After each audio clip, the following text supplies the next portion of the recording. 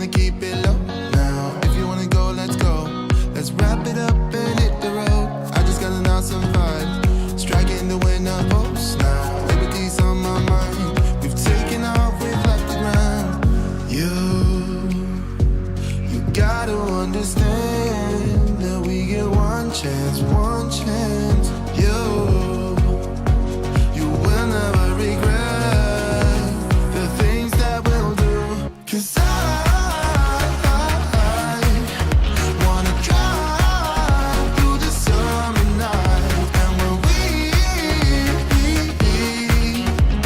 are old and gray, we'll look back at this summer night. The summer night, the summer night. Sleeping in the back of a van, roaming in the wilderness. We don't ever need a plan. We'll be alright, just you and I. Singing from the top of our lungs, dancing by the lakeside. Gonna do it while we're young. In a moment it will all be gone. You gotta understand that we get one chance, one chance. You will never regret the things that we'll do. 'Cause I wanna drive through the summer night. And when we are old and gray, we'll look back at this summer night. The summer night, the summer night. The summer night, the summer night. Someday we will look back and Hello there, welcome to tonight's Hildibrand adventures. I call them the further adventures of Hildibrand, but I like to call them Hildiward, or it's the ones in Heavensward. After this, we'll get Hildiblod, Shadow Hildy, and Hildywalker, which are the current ones. But let's start with the further adventures of Hildibrand right now. A gentleman falls rather than flies. As you catch sight of Nashu, you cannot help but wonder if you're about to have a bad time. Maybe. Well, I'll be Kadrogenfang in the flesh. A pleasure to see you again. Wait, is this what they call serendipity? It is, isn't it? That settles it. You gotta help me find the inspector. Oh, crap. Oh, I was hoping you would silently agree. So I've been trying to calculate the trajectory Inspector took when he catapulted into the sky again. I've triple-checked my figures and concluded he must have landed somewhere here in Ishgard. Unfortunately, the investigation hasn't been proceeding as smoothly as I had hoped. But now that you're here, we're sure to make some progress. Come, let's speak with the merchants to see if anyone has had any dealings with a gentlemanly Highlander. There can be only one. A gentlemanly Highlander, you say? My apologies, but I cannot say I've had dealings with the man you describe.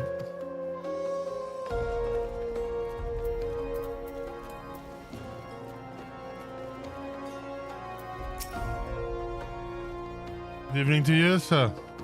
You're looking for someone. A gentlemanly Highlander, I know not this man of whom you speak, but mayhap Mistress Lays does. She's well acquainted with a rather lot of merchants and noblemen. Let's go talk to her. But first we need to talk to him. Oh, Lays. I've sold my fair share of goods to Highlander adventurers, but I'd not describe such kinds as particularly gentlemanly, I'm afraid. I made him French because his name sounds French. I mean, everybody in Ishgard sounds French.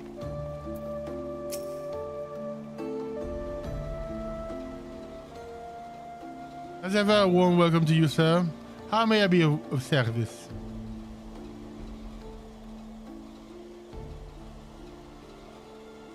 A gentlemanly Highlander, you say?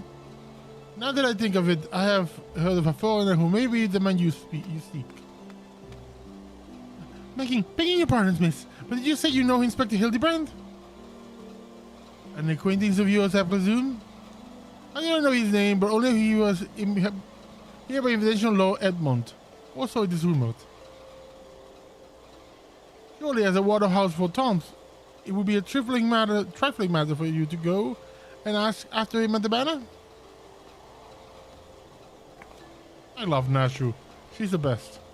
Cool. I knew it was serendipity. To Photon Banner. Nashu deserves a better boss. You should come work with me.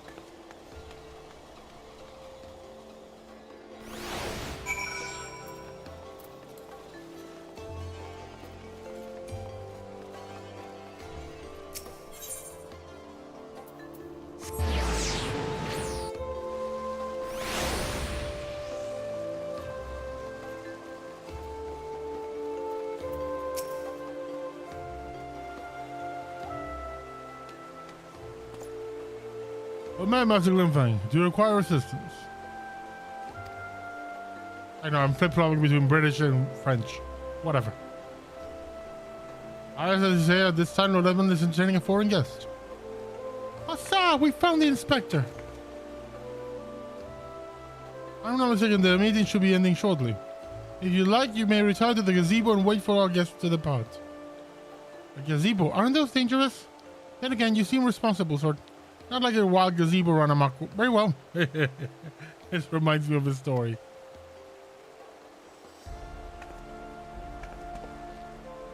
If he wakes up, I have you there to protect me.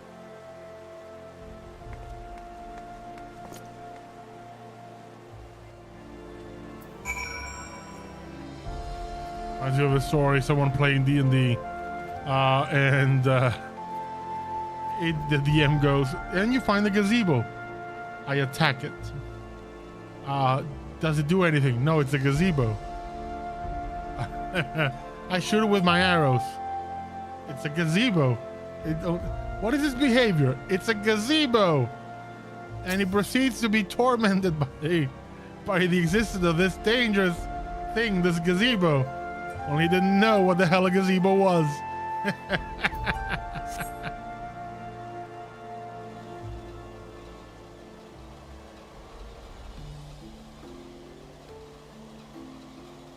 And Nashu's narcolepsy has hit again.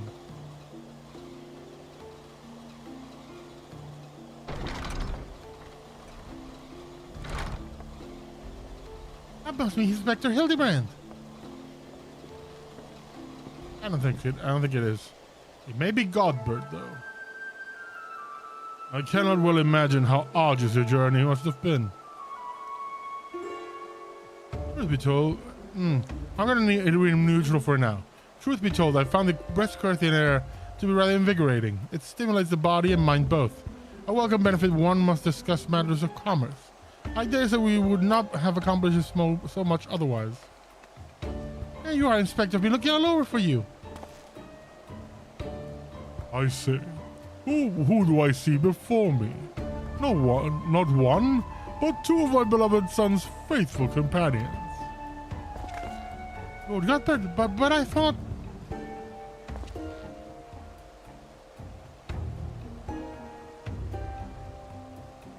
Hildy, in Ishgard? This is the first I've heard of it. I found you at last, heretic.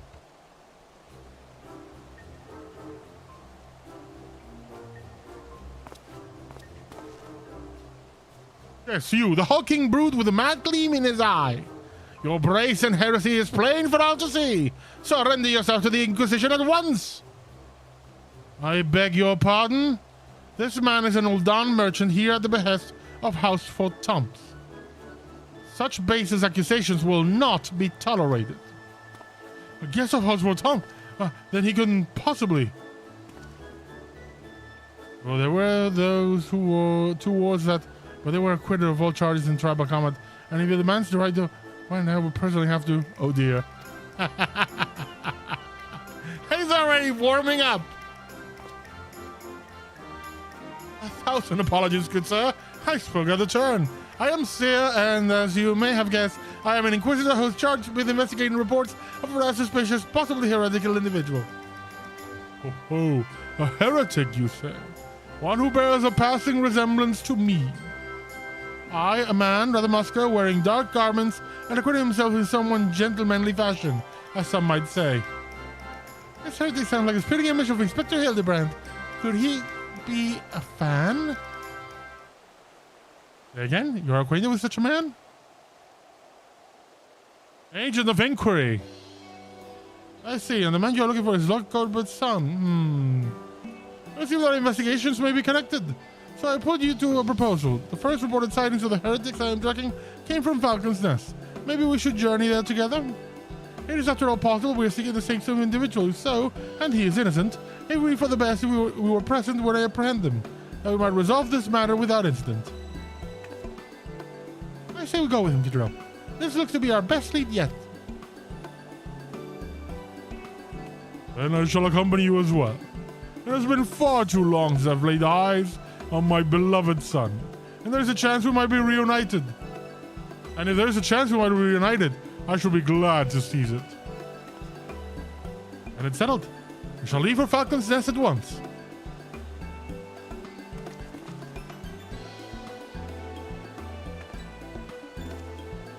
I just nod. Everybody in deep intellect. How about 4 times? See you.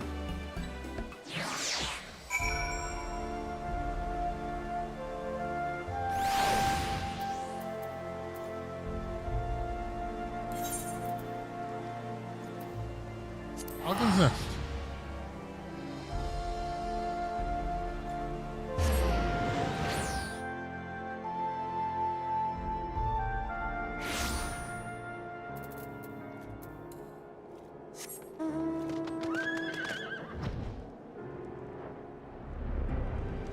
Redwald, my good old friend.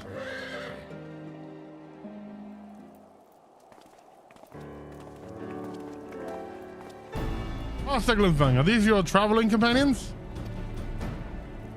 Sort of. Don't pay attention to the man in tight shorts in the snow. The mysterious Monster Vagabond, ah yes. A patrol sighted him lurking near the dusk vigil. Thinking he might be a lost traveler, they cut out to him, but rather than approach, he fled. Quite frankly, I'm surprised you bothered to come all this way. That sighting barely warranted to mention in my report. Aha! The unmistakable scent of heresy. Oh God, another moron. Oh, terrible sorry. All habit I picked it from my mentor. I know. I will not rush to judgment as before. Still, much as I hope you find your missing inspector, I must confess some small desire that we unearth a lingering pocket of heresy. Of late there have been virtually no confirmed instances of heretical misdeeds. It's gotten so bad that some of the speculation our founding may be reduced. Or worse, that the Inquisition's operation might come under review. That is why, alone as my witness, I will find and bring a heretic to justice and prove that our order still has value in these uncertain times. Oh God. It's like a guy whose department is gonna be taken off. Ah. Yes, I only have you other reasons. But whether or not this vagabond is a heretic remains to be seen. Still, if you are set upon your course, you may begin your search near the dusk vigil. An excellent suggestion, Sir Redwald. So we can succeed in our endeavor, rest assured that we will share in the glory. And he's like, I don't give a shit, man. I don't care. The hunt continues.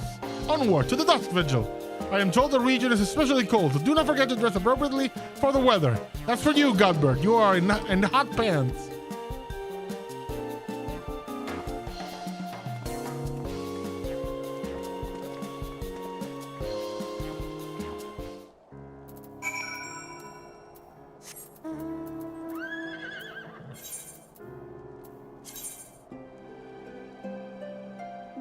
Yeah, it's a long way around. Fly, my pretty fly. I spent like 2 weeks just doing the Wondrous Tales thing and just going through all the A Realm Reborn raids, trials for, you know, Ifrit, Shiva, everybody, Ramu, and just getting all these horses. I really like them.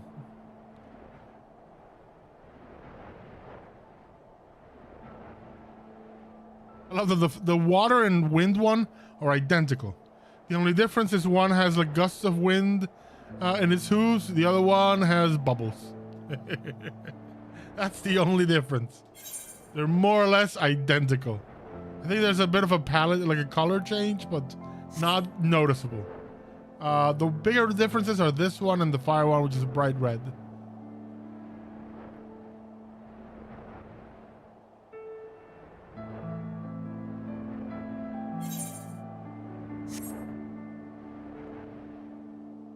We're approaching the place where the heretic is.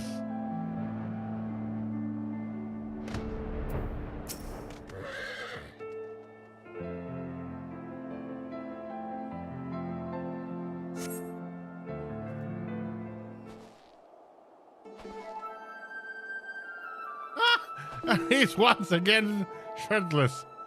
Purely taking me, he's freezing. But this is a waste of time. No living thing could survive in this godforsaken wasteland. Over there, look! Someone's coming from the vigil! Inspector! Inspector, is that you?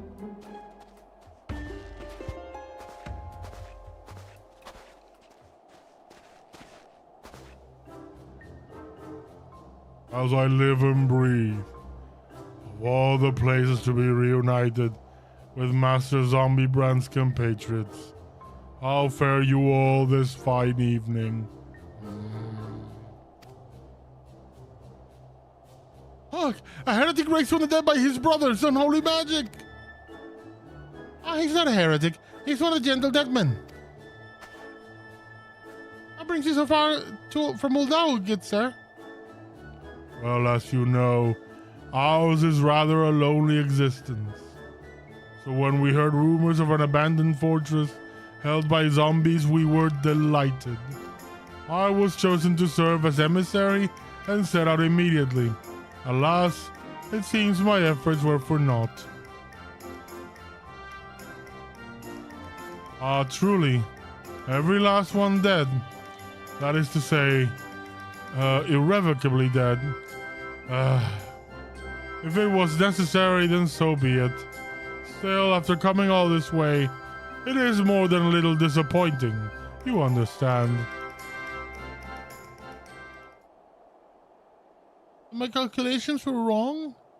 The inspector didn't land in Kurthus? No, do not fret so. If it is our overlord you seek, then you are in luck. As a founder of the Gentle Deadmen, our fates and our ether are inextricably entwined. In fact, I can feel it calling to me now. Truly, good sir, you can guide us to Inspector Hildibrand? As surely as my rotting nose can lead me to fresh brains. Follow me, my friends.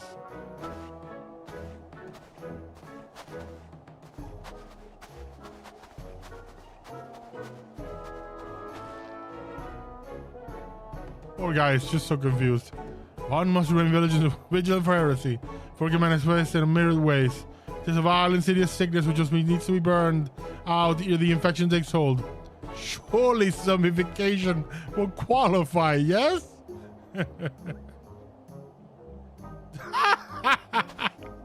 Confounded, they've left us behind. That poor guy. Oh man, I feel it's so wild that I feel bad for a freaking Inquisitor. The poor guy is having a bad day at his job. Don't call it a comeback. Serious look of utter confusion is one you know all too well. Yeah. Who do they think they are commandeering this investigation and employing a zombie as a bloodhound? It beggars belief. We must regain control of the situation. With me, Cadrell. No, there is no gaining control of this.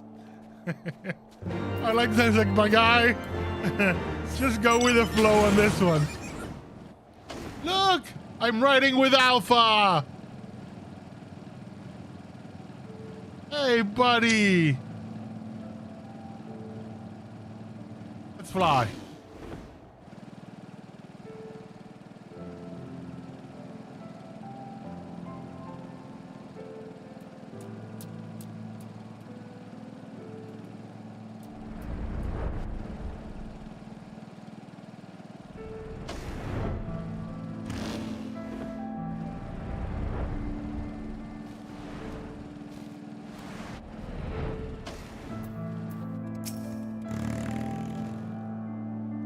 Hold on, my friends.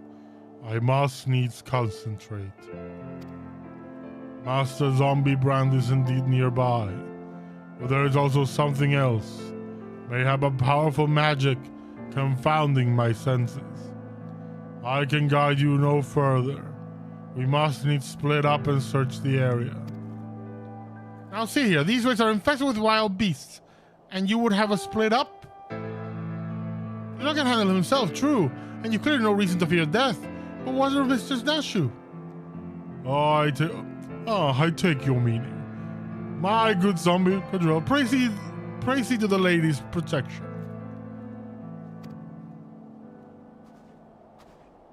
Inquisitor sir, will you care to take the lead? Come on, you two, the inspector's out there somewhere. It's time to change my pet. What do we have? No, I've done seedling before. What do we got? Nosferatu. Wolf pup. No, I have so many pets. Give me something cool. Wow, you really like the mobile seedling, huh? Mud pie. There we go. Look, he's got a little crown.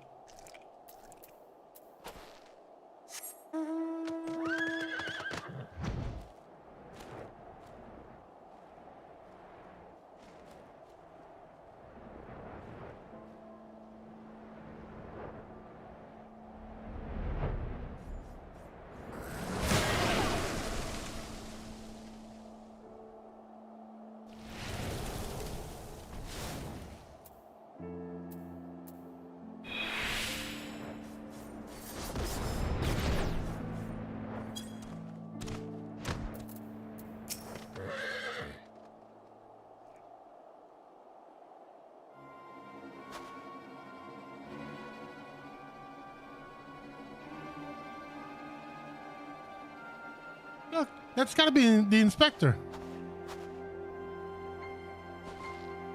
Just the leg standing up. And he's surrounded by giant fluffy man-shaped gazebos. Nay, my lady, they are not gazebos. Note the regal bearing, they are gentlemen gazebos. Fearsome yet fastidious foes who would surely tear me rotting limb from rotting limb.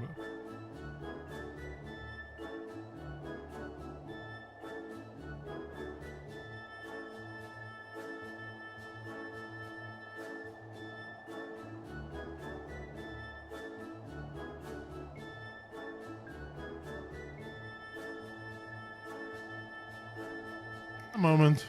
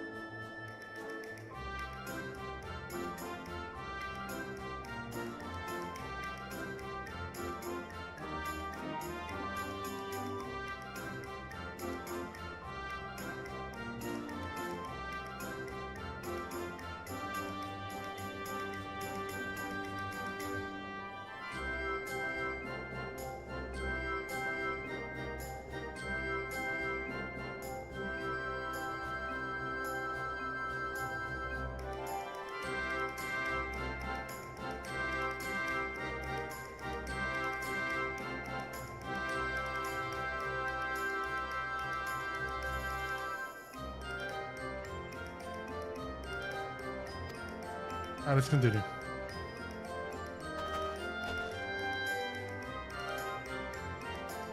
Only Goodwill can save Master Zombiebrand now. Okay, I'll do it.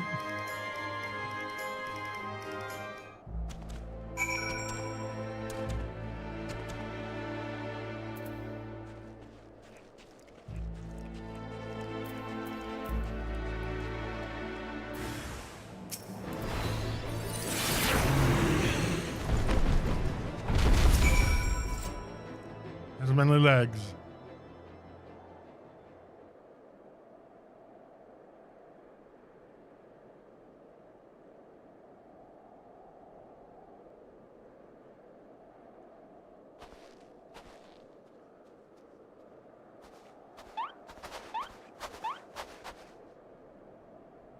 Inspector, you hear me? We're looking all over for you.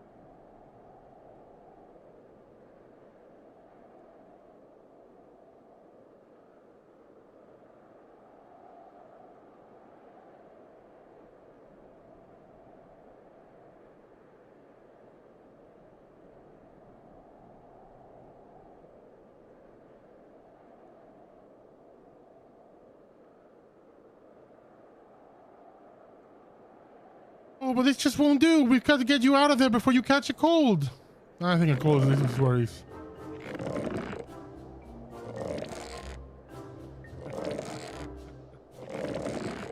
You're gonna get really far with that.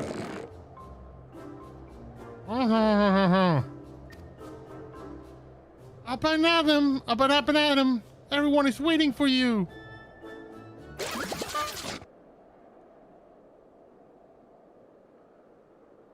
Forgive me for pulling more. Ah, there you are. We heard shouting. Have you perchance found something? Fury, take me inside my heretic. Confounded, I wanted him alive. Inspector Hildibrand is definitely not a heretic, and he's probably not dead either. He's just hibernating, like last time. Hildiward was a late riser. Fear not. My wife and I had our ways of waking him up. Awaking him.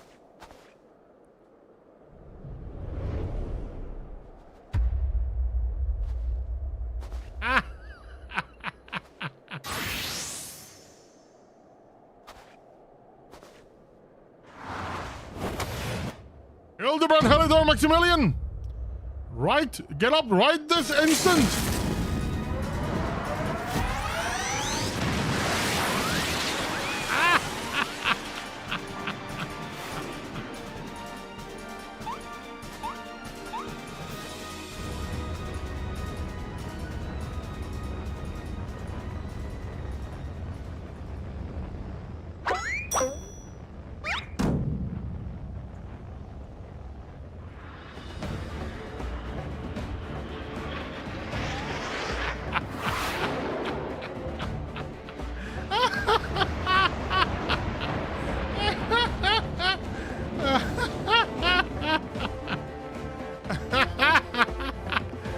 Whoever made this is a genius.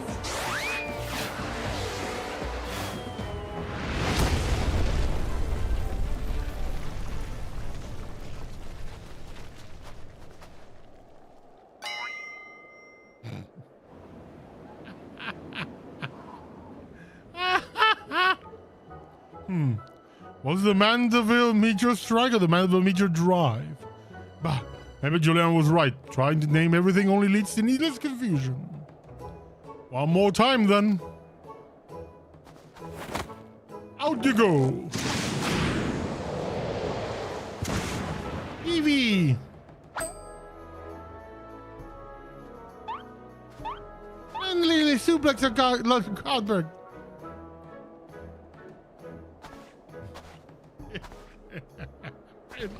I love Godberg so much. Where am I? There's no way the Oasis of Kurthus. And who are these people I see before me?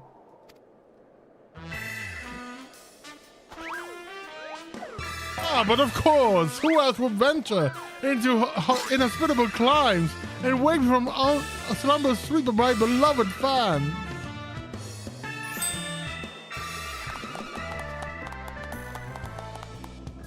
I do feel as though I stepped through a portal into an alternate reality unbound by the laws of logic. Uh-huh. Yeah. Or Inquisitor.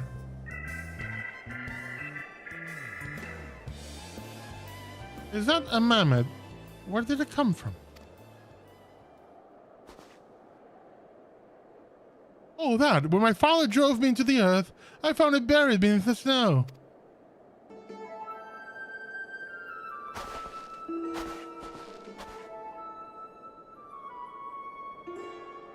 Aw, little Lalafellin girl, how adorable.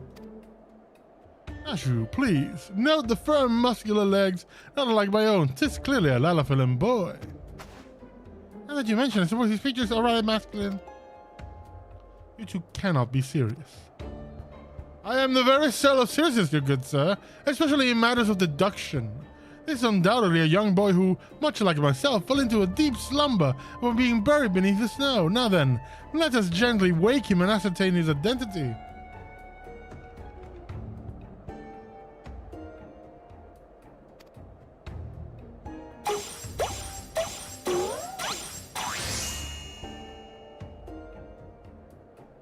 Well, that ought to do it. Yeah. What is this place? Who am I?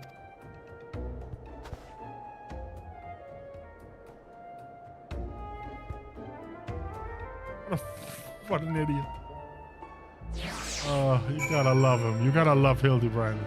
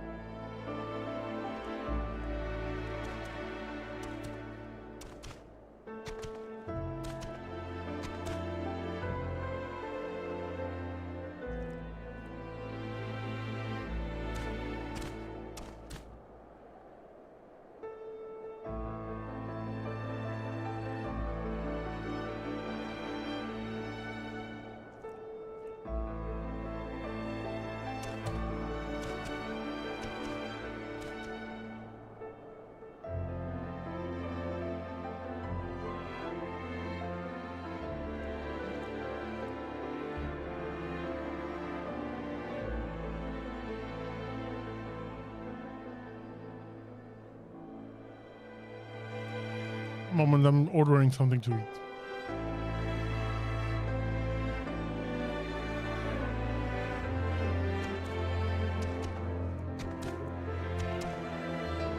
There we go.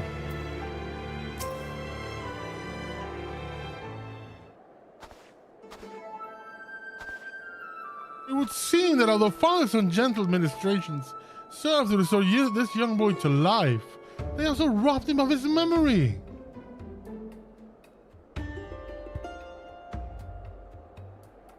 How did I get here? Who am I? Why can I not remember?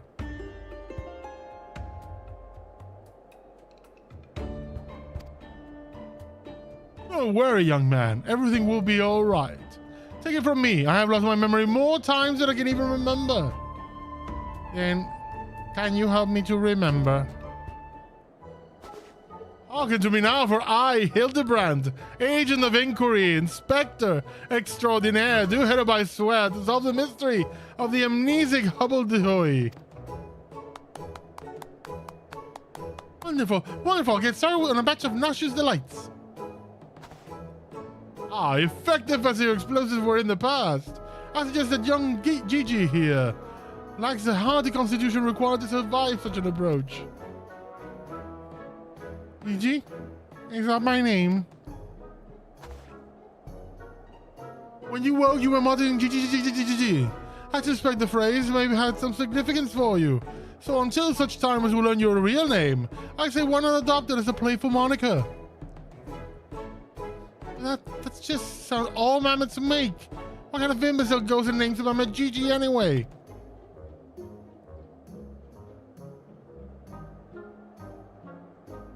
Gigi, I like this name. Thank you, kind sir. For how will this new name help me to remember who I am? Patience, Gigi. This is only the beginning. Next, we will return to the city and see if we can find any who know who you are. Come along.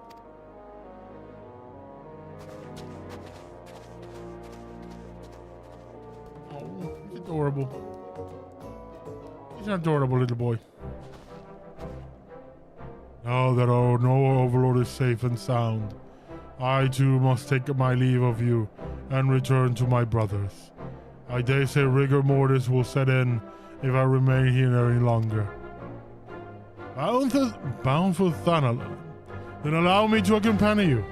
Julian will give me no end of trouble if I keep her waiting much longer.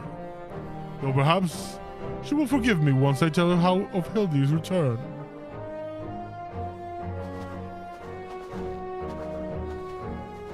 This is a lot to digest, though you have the look of one accustomed to such happenings.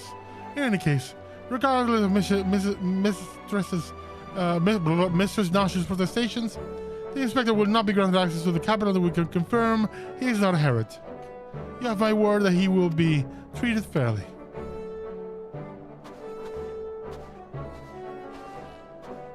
You should know that Hildibrand always succeeds. Is this his mom again?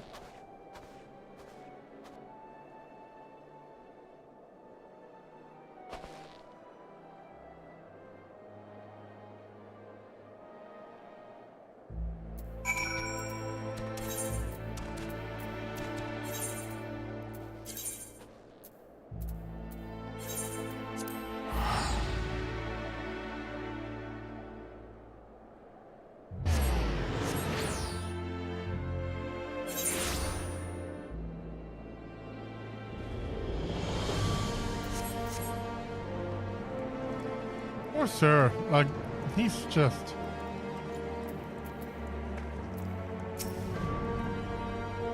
Fury take me, that man. Oh, good roll. I suppose you have heard the news then, that Inspector Hildibrand was cleared of all suspicion and judged to be no more than an eccentric curiosity. If you're looking for him, good luck. I wanted to thank him for his cooperation, but as soon as the Temple Knights released him, he and his assistant ran off to God's nowhere without Mammoth in tow. After my investigation, in spite of all the twists and turns, I managed to salvage a satisfactory result. As far as the Inquisition is concerned, the suspicious vagabond was not more than a zombie which wandered away from the Dust Vigil. Sickness which has since been purged. So it seems that all is right with the world once more. For now, I know that the Inspector will turn up again like a bad gill, and when he does, trouble is sure to follow.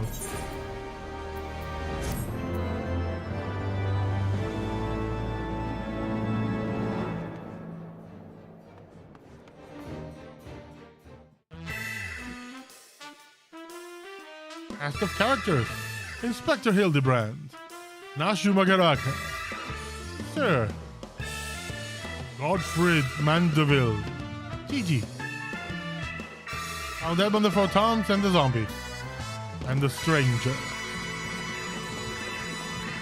Inspector Hildibrand.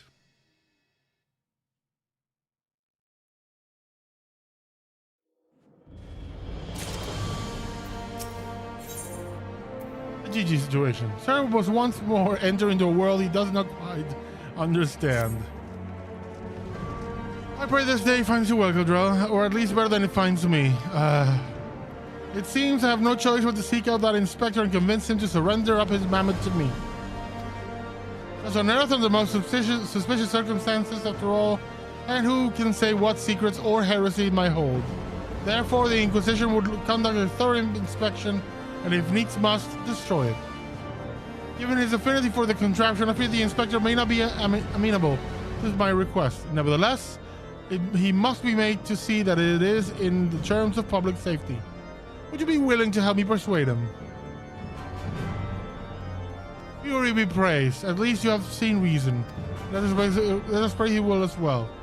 I am given to understand that while the inspector and his assistant have been wandering all over the city with Mamma in tow, they often frequent the gazebo near Photon Manor. With any luck, they will be there now. Oh, buddy, you're expecting so much. And I don't know how to disappoint you. Because you're not going to win this one. It is Hildibrand, after all.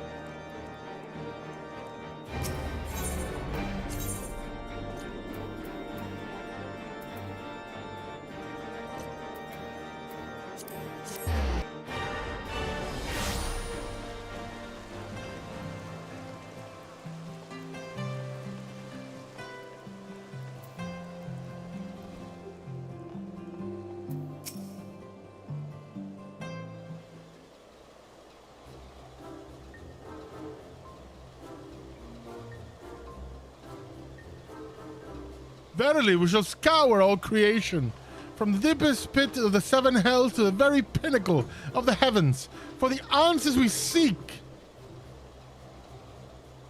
Every day shall be filled with grand adventures, the stuff of fairy tales and legends. Asa, a grand adventure in the deepest pit of the seven hells. Just so, such is the creed of Hildibrand, agent of inquiry, inspector extraordinaire.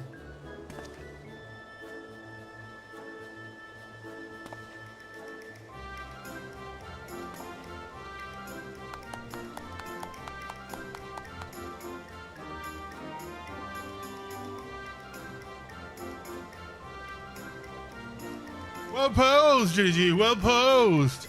I dare say you have the potential to be an exemplary inspector someday. Right, that's enough of that. By virtue of the authority vested in me by the Supreme Sacred Tribunal of Hellenic Inquisitory Doctrine, wow, that's a long name, I hereby command you to surrender a mammoth of suspected heretical origin into my custody.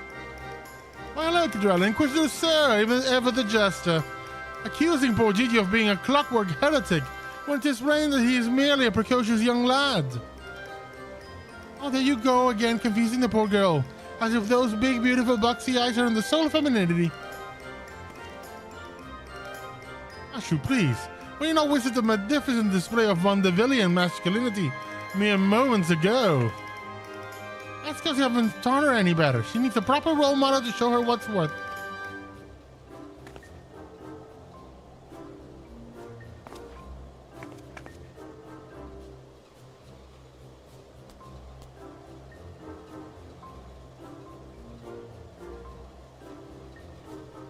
Poor dude. Mr. Flintfang, Inspector Sarah, what is all this commotion? We can hear you from the courtyard. Poor Edmund the Fourth Down. Oh, Lord Edmund, my sincerest apologies for the disturbance. I am come to seize this mammoth on behalf of the Inquisition, a fact which I clearly explained to the inspector before you arrived. At which point they said to bickering about the contraption's gender. What say you, my lord? Do you think Gigi's a boy or a girl? It's clearly a strapping young lad, no? You take me, not you two. Has the whole world gone mad? Fine, fine, but you suppose that Gigi is a real boy. You cannot deny that the circumstances of his discovery and miraculous resurrection were most unusual. He cannot be suffered to roam the city with impunity until the Inquisition has determined he is not a threat. I beg your pardon, miraculous resuscitation. Albert hit her with a hammer and woke him up.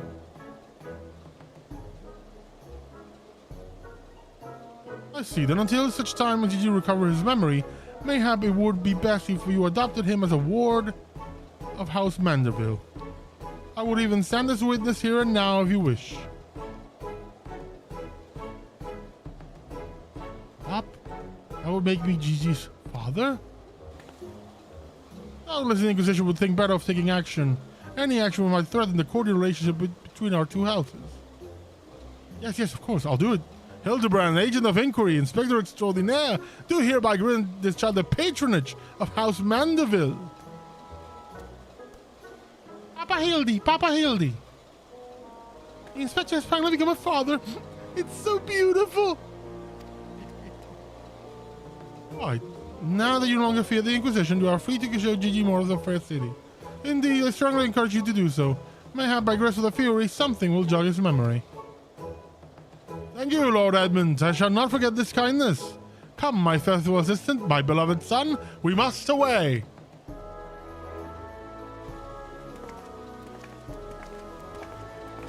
This dude is going to end up throwing the book of scripture away because it doesn't work. Oh, hello. I would presume to question your grand design, but confound it all. Ooh, where's my... There we go. Well, mayhap I cannot detain the mammoth, but I'm still within my rights to observe the blasted thing. Poor idiot.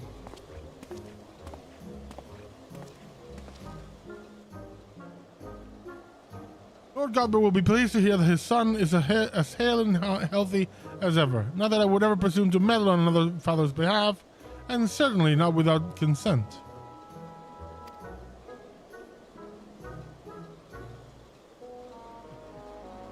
Lord Edmund is so cool.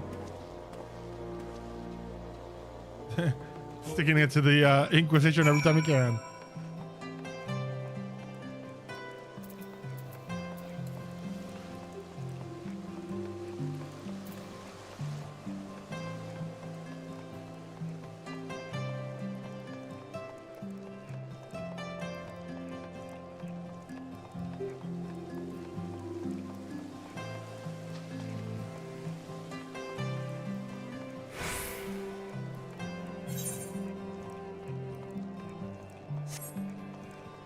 I feel like I've taken the long way around. I did. I took the long way around.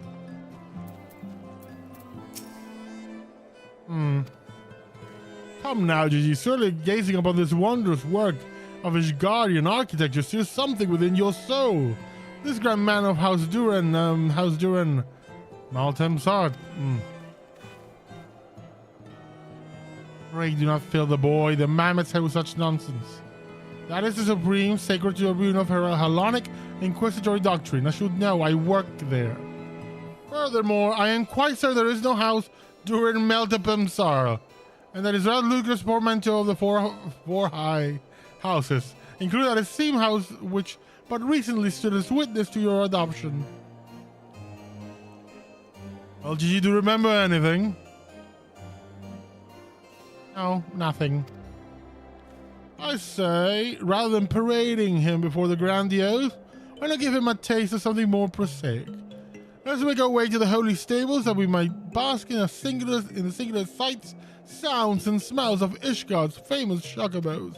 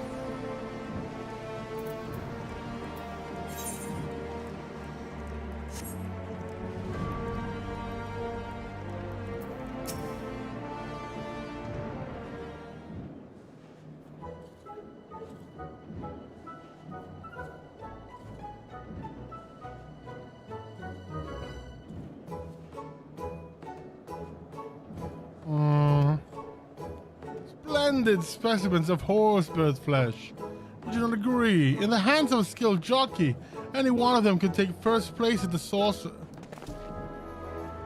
These chocobos are the pride of the Ishgardian cavalry, and any temple knight who dare exploit them for personal gain will answer to the Fury herself. How about now, Gigi? Do you remember anything about Ishgard? Be sure to sniff the chocobos. It might help. It didn't. You know, just because you found him in Corathan Snowbank doesn't mean he hails from Ishgard. Which is what we ought to try taking him into the markets and exposing him to all manners of goods from across Eorzea. Excellent suggestion, Inquisitor. Am I now complicit in this farce? Fury, forgive me.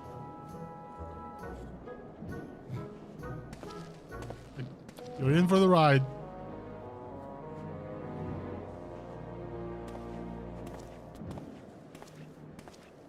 And I want one. Buy me a chocolate, please, Father.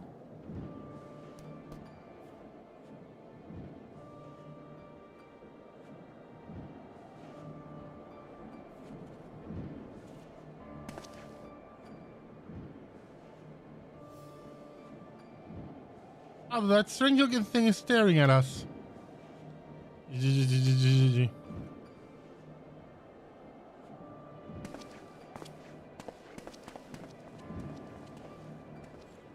Am I that strange looking?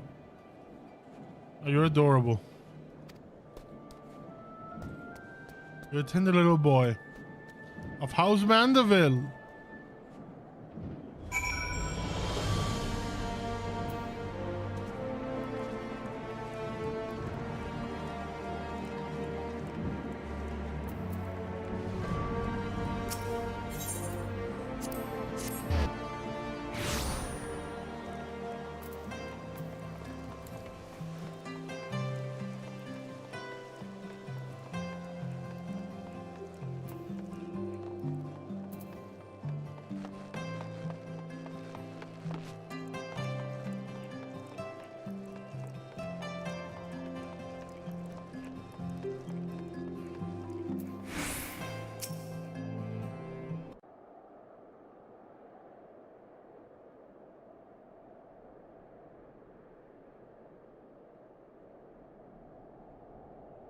Why bother? It's no use.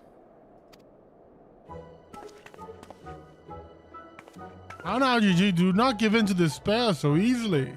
Did I not promise you days filled with grand adventures and the eventual discovery of your mislaid memories? Spirits, Gigi, spirits!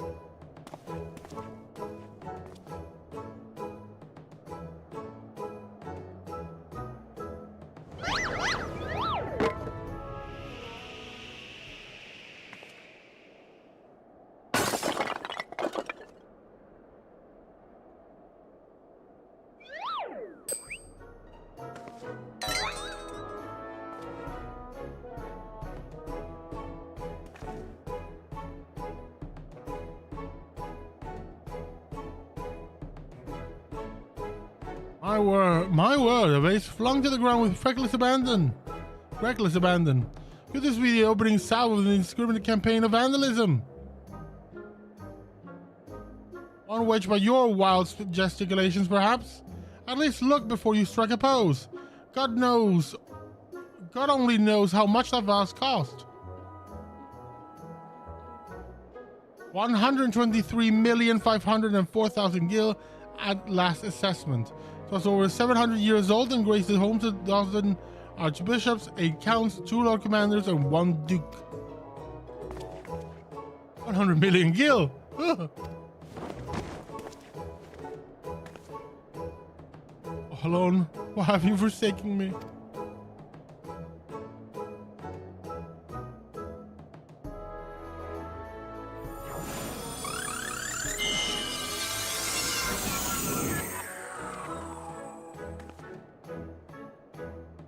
Oh, would you look at that?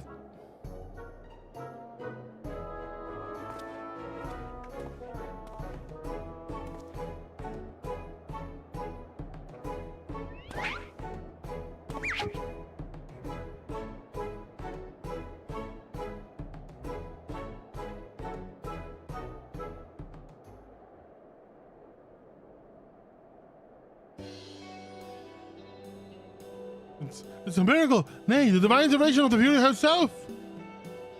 No, it's Gigi. Did I do that? Gigi, my boy, it was marvelous. You were a born artisan, just like father. Papa Hildi's papa. Your grandpapa Godbert. The very man you spoke, who woke you with a few gentle taps to the noggin. You wouldn't believe what else he can do with a hammer of his. While folks, he says he wields the very powers of life and death. Once he and the missus come back from their tour of the Western Highlands, I'm sure they'd love to see that trick of yours. Do not demean this mammoth's power as a mere parlor trick. We just witnessed a miracle, and I demand that you all acknowledge it. This mammoth. Sir, I say, sir, 100 million for the mammoth. Nay, 100 million gil and the Duke's priceless vase. My word, is this what passes for trade in Ishgard? Gigi is my flesh and blood. I would not sell him at any price. Please, Papa. Hildy, no more. I know you mean well, but we can't deny the truth no longer. I am a mammoth. Gigi, what has gotten into you? You are my son, and you are a Mandeville man. Listen to you, Papa Gigi. You're a Mandeville girl through and through. Stop it, both of you. You are not my papa or my mama.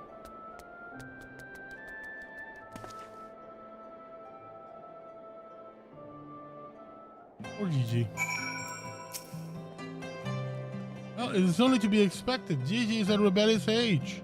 So strange as it may sound, I too tested my parents' patience, and that on more than one occasion.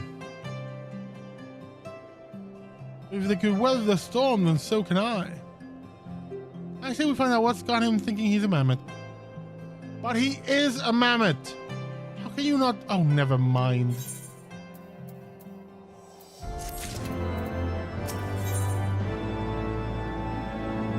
Measure of a mammoth. Hildibrand knows in his heart that love transcends dimensions of time and space, definitions of man and machine.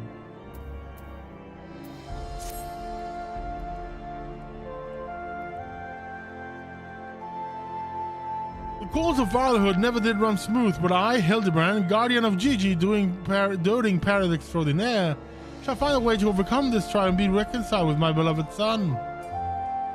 That's the spirit. So a simple case of childhood rebellion should be easy for a man who's unmasked thieves, defeated duelists, and led armies of the undead.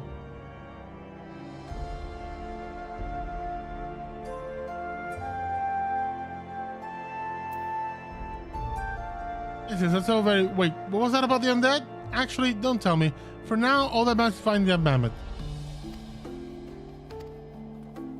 I skipped through one. I will visit the Ark of the Worthy while the inspector and his assistant head to the airship landing. You can question the guard at the gate near the manufactory, after which we will regroup and share our findings. Dismissed.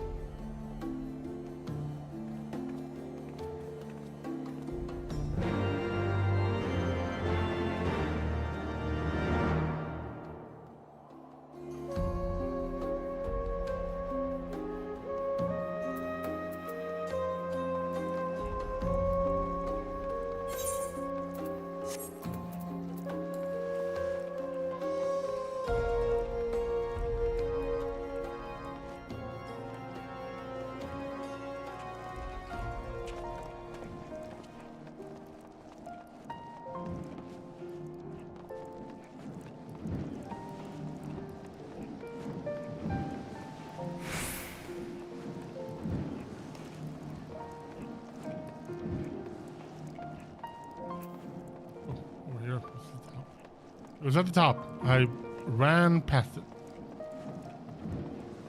I think I'm gonna go step away for a moment and go get some ice for my drink, because I am boiling alive here.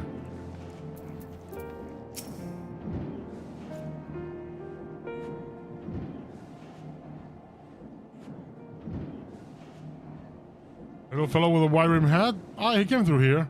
Bought passage on a supply ship bound for Falcon's Nest. One of them was named Lalafels, right? Fun little buggers. Seem keen to be anywhere but here.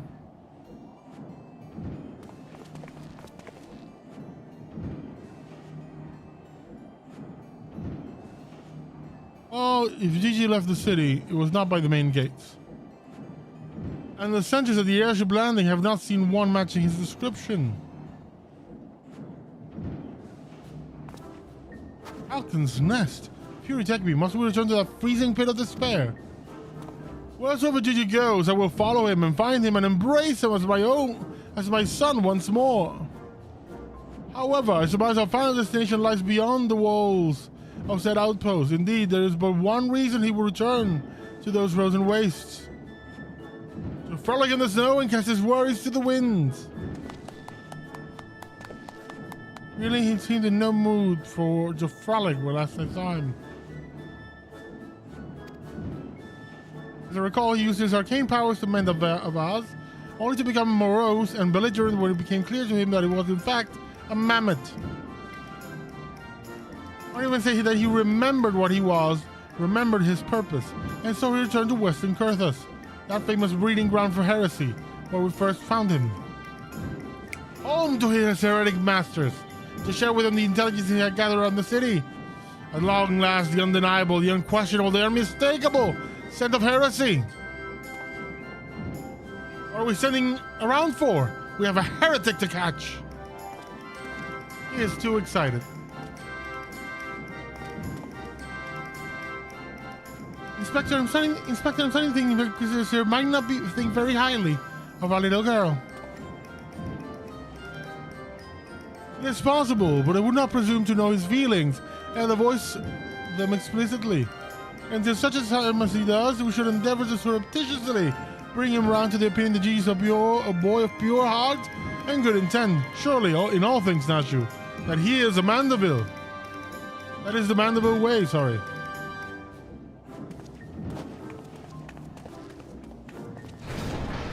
This plot is so dumb, but it's so much fun.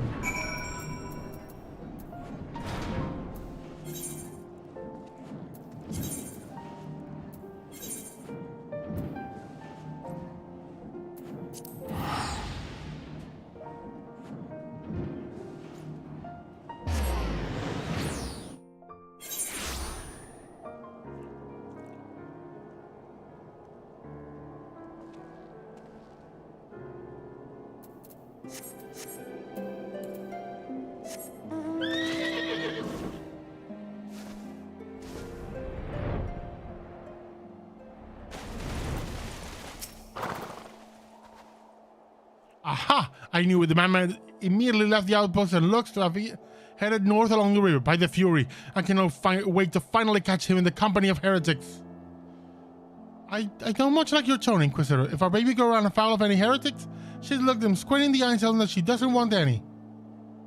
Hey, Inspector, I think I just had one of those moments, of insight. Maybe Gigi came out here to find out Godbird.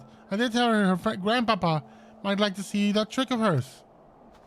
Brilliant deduction, Nashu. He must be eager to meet his grandparents. The same ones he renounced when he declared you were not his father? Haha, what a fine young gentleman, eager to explore his heritage. Now let's make haste, my friends, for a reunion of 3 generations of Mandevilles beckons. I really can't be bothered.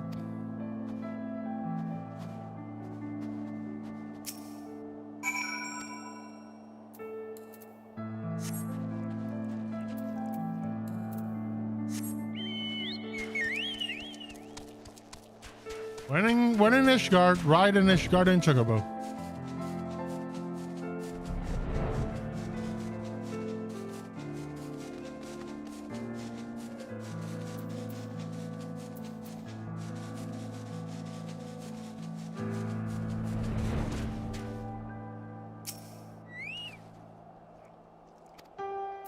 You to the north.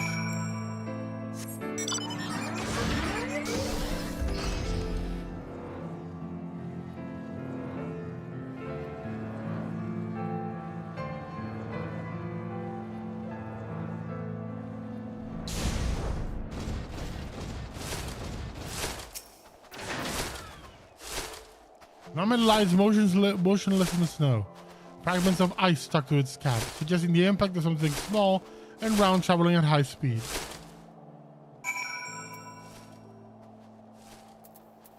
Careful, my dear, that one was a bit below the belt.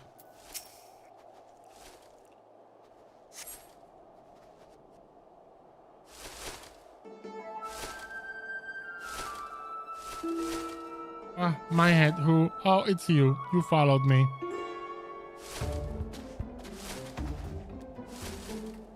Oh, Gigi, if you wanted to have a snowball fight with your grandparents, you should have said so earlier. Papa Hildy was very worried, though he is glad to see you are unharmed. It would seem he was struck by a snowball, much like these Steinbocks. These dead Steinbocks. Are you sure he isn't damaged? As if a mere blow to the head could fail our Gigi. We Mandevilles are made of sturdy stuff. I myself have been driven headfirst into the earth on not fewer than 2,000 occasions, several times from moms above, and my mind is no less brilliant for the experience.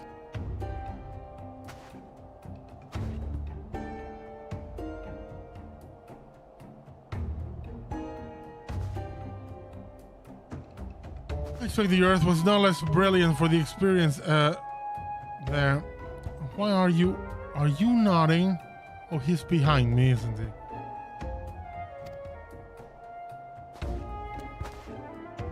What good fortune to cross paths with you lot, so far from civilization. Forgive me for not taking notice earlier. I was engrossed in my duel with Julian. Oh, how rude of me. Would you care to join us? Grandpa Godberg.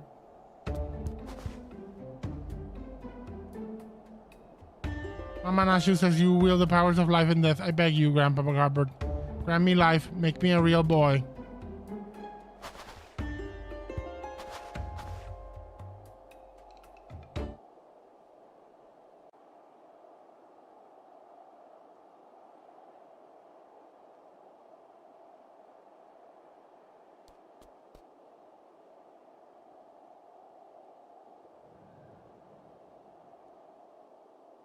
Are you sure about this, son? It may sting a little.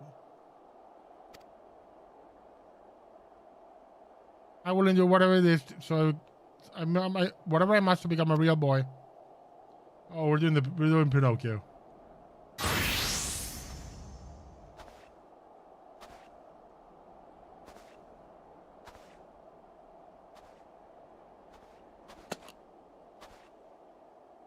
Let us begin. I'll be right back.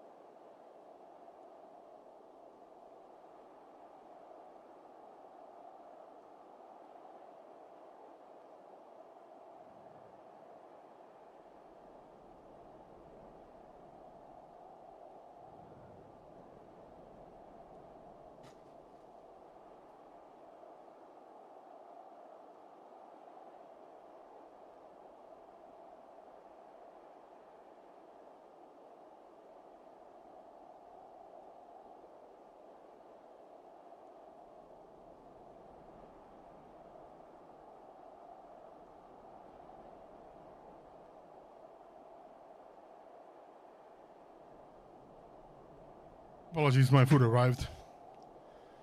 Okay, then let us begin.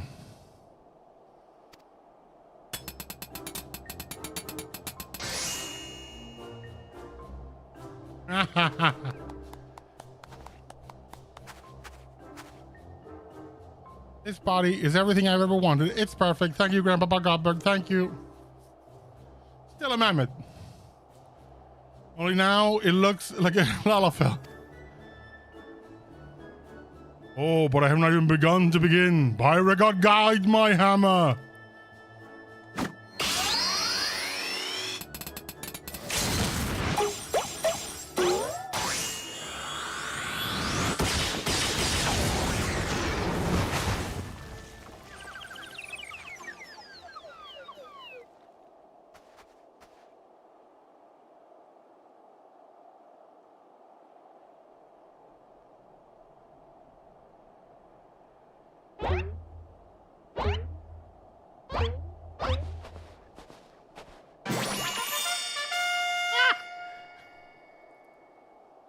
Oh, but Hildy, I'm a Mandeville man. What the hell? Gigi, my son, come to your father. Let me have a look at you.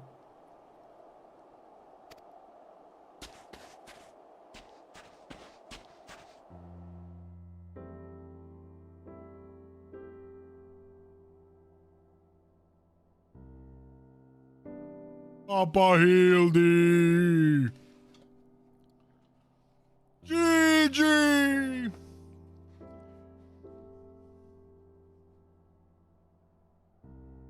This is so dumb. But it's so delightful.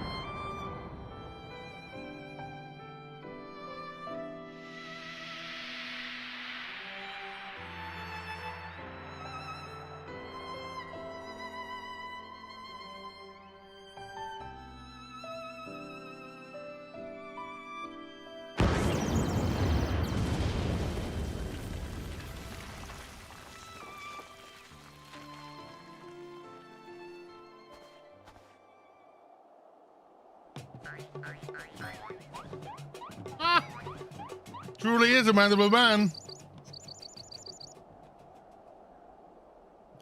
Now that brings back some memories.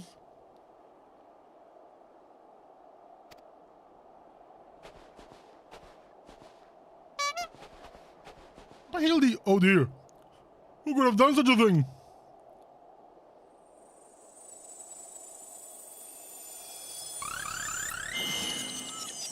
Oh.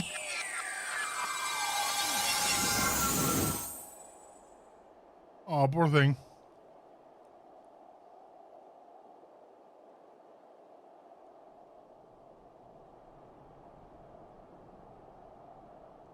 By the fury. Just like the vase all over again. It's the vase or vase? When I say vase. Miraculously restores its original form.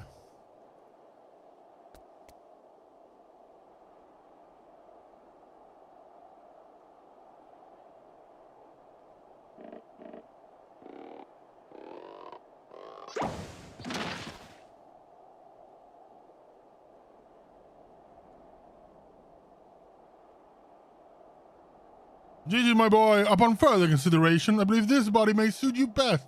It is, how shall I put it, more manageable. Much more adorable.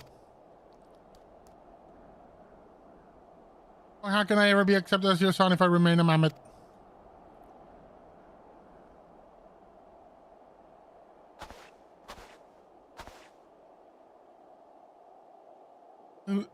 Is that what's been troubling you all this time? Why didn't you say so?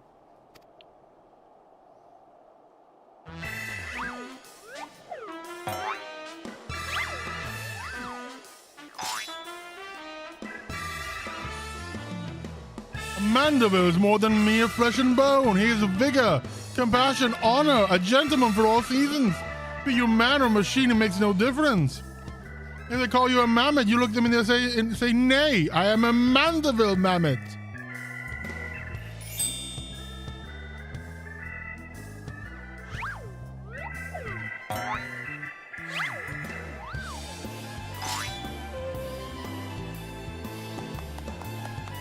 I love this so much. I love this so much.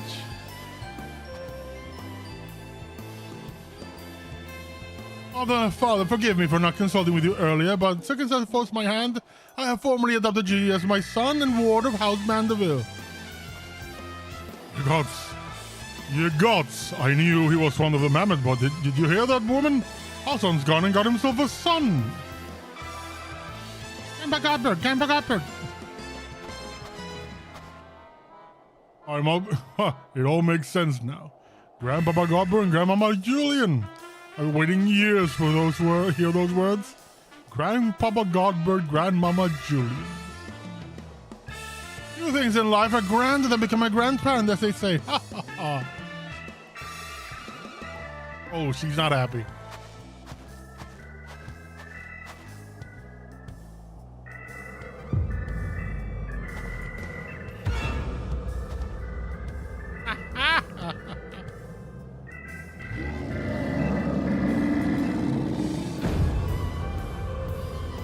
What's so bloody grand about it?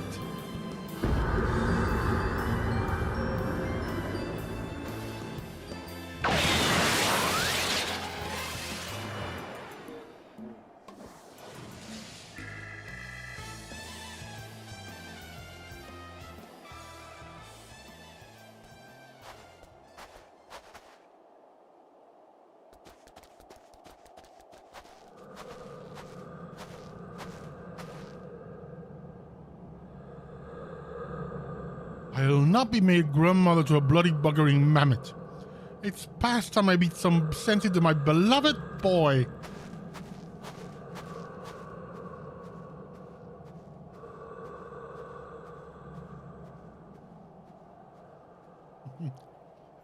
Fury, take me.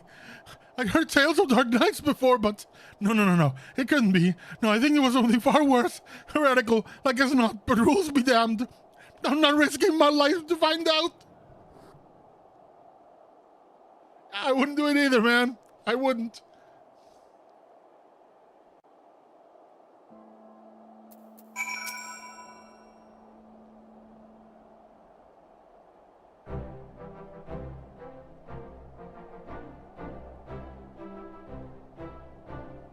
They're mad.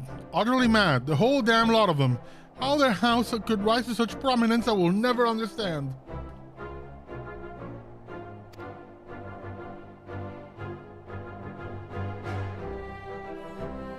At least the mammoth seems to have overcome its existential crisis. Before today, I didn't know a mammoth could even have an existential crisis. Wait, what am I saying? It's a mammoth. Why should I care what it claims to think or feel? Take me. Their idiocy is infectious. I must allow myself to fall prey to it. Follow procedure. Report to your superiors. One step at a time. One step at a time. That sounds like a mantra. Or a lifeline.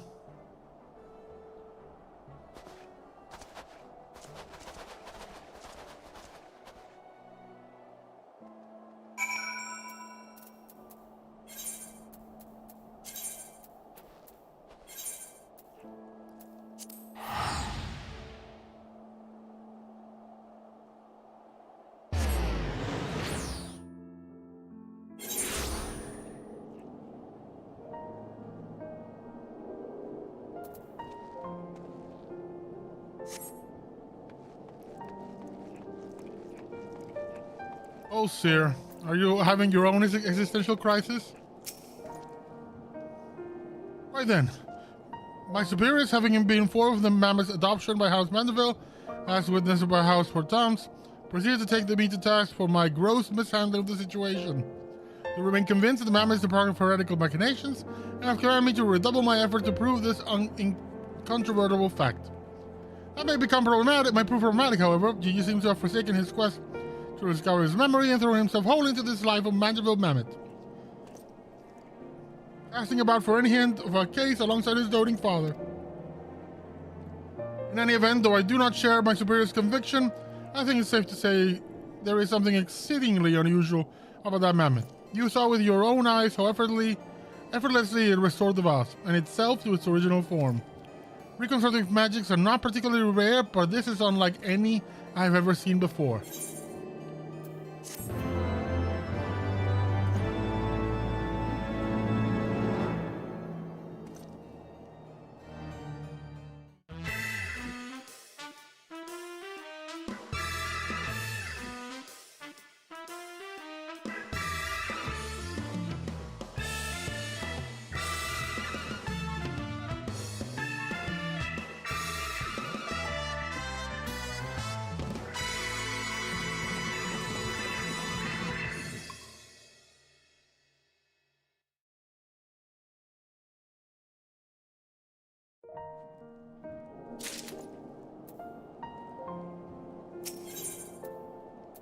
Gazebo to call our own. Sir may be the only man who has yet to drink from the well of madness. What you stand before me is proof that alone smiles upon me this day. I have need of your assistance, Cadral, and before you think to run away screaming in terror, I pray you hear me out. It concerns the esteemed, and now missing and presumed dead, Knights of the Heavensward. None have returned to the capital since all the unpleasantness began, yet recently have heard rumors of these honored sirs walking the streets. This heresy most foul, I say, and I mean to get to the bottom of it. But we will need the help of all the help we can get, which means, Fury take me, we could benefit from a certain individual's serendipity. Besides, if we don't seek him out, he's like to show up at the worst possible time anyway. At least this way, it'll be on our terms, so we can keep an eye on that boy. Mammoth! Mammoth! Yes, right. Oh, you must be wondering why I asked you to come. Well, you and the inspector seem to enjoy natural rapport, so... Grace alone. For a moment I was afraid you'd make me beg. This may well be my last chance to prove my worth to my superiors. And if I can't, to Fortum Mana.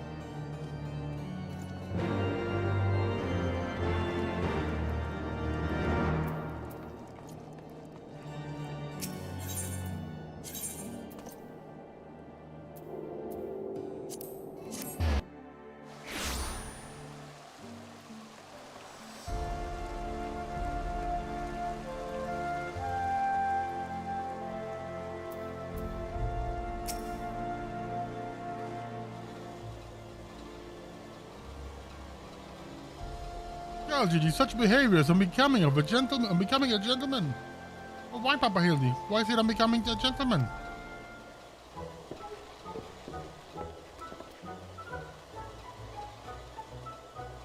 Inquisitor Sir, good evening up to you both. Are you come as adoring fans or on business? Business, always business. You may rest assured. Then I, Hildibrand, agent of inquiry, inspector extraordinaire, am at your service. Is it robbery, murder, tax evasion? Evasion? Wait, before we get into that, what's going on here? What just brings me to admit it, my beloved Gigi, the apple of my eye, the fruit of my loins. I turn to deface this lovely gazebo. Naturally, as his father, it falls to me to see him return to the straight and narrow. That's not true. I was drawing a family crest of our home. I know you're fond of this gazebo, as we are all, but it belongs to Lord Edmund. You wouldn't want to steal from Uncle Edmund, would you? I guess not. Then where is our gazebo, Papa Hildy? And does it have a warm stuff with a steaming kettle too?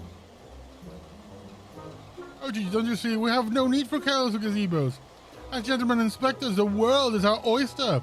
We can go whither we please, where the red fern grows or the wild rose blooms. And yet you've been serving in Lord Edmund's gazebo for how long? I don't care about wild roses. I want to live in a gazebo with Papa Hildy, Mama. Not you. Gazebos are quite expensive and dangerous if not domesticated.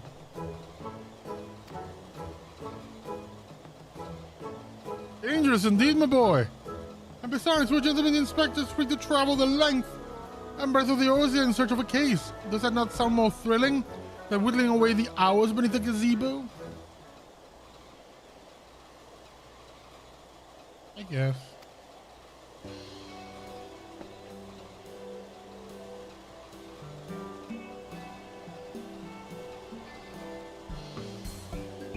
If it's a case you want, you need not go so far. We're currently investigating reports of individuals masquerading as Knights of the Heavensward. These contemptible charlatans are rumored to have tricked several hapless maidens into attending private parties for a small fee, with the promise of enjoying the company of these great sirs. Those who were foolish enough to attend found their experiences to be so traumatizing they have refused to discuss them in detail. Needless to say, your assistance in this matter will be greatly appreciated, and for it you shall receive due compensation. Say no more, Inquisitor, say no more. I, Hildibrand, Agent of Inquiry, Inspector Extraordinaire, am well versed in the ways of the fairer sex. Since when?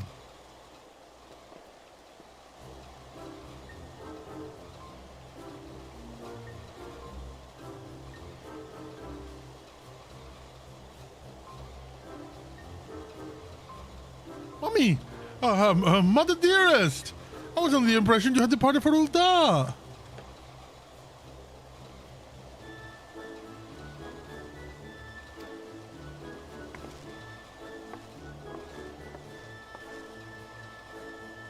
Leave my beloved boy to keep on playing and being an inspector as well as a father to a bloody mammoth. Bugger that. You're coming home right this instant. How can you say such things? It is my life's calling to be an inspector, and Gigi is my son. He is a man of a man. Grand as it is to see you, you have come at the most inopportune time. The young women of Ishgard are in need of a champion to defend them from the fiends most foul. Come, Nashu, come, Gigi. We shall demonstrate to my mother our peerless investigative skills and bring these criminals to justice.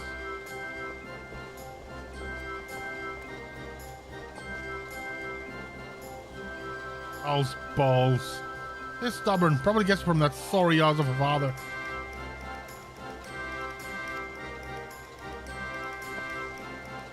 I trust you will help me keep him out of trouble. Right then, come along.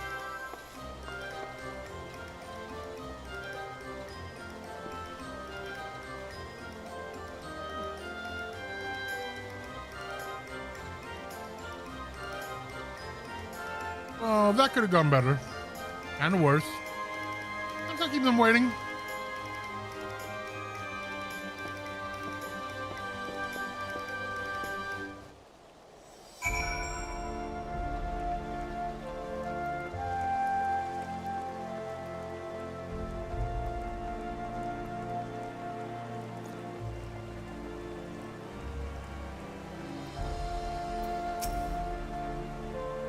Please. Do you think me so foolish to fall for the charade? Right. From what I heard from the others, said knights bore not even the slightest resemblance to the Heavensward. As if I had not already memorized every detail of my dear Sarah Delpho's face. Oh, where could he be? Dead, like the rest of them. I'm truly outside her grace. My allowance all gone to waste on those, oh, I dare not say it. Mayhap those awful rumors are true. Mayhap I just need to accept that he now walks in Halone's halls. Now he's scrubbing Halone's floors with his tongue. And the rest of the Heavensward bastards. A lot of them. I demand satisfaction, sweet and terrible vengeance. How dare they prey upon a lady's emotions to line their pockets with gil? If the Shambird was here, he'd purge a lot of them like the festering sickness they are. Ah yes, a pity he too remains missing. So very much a pity.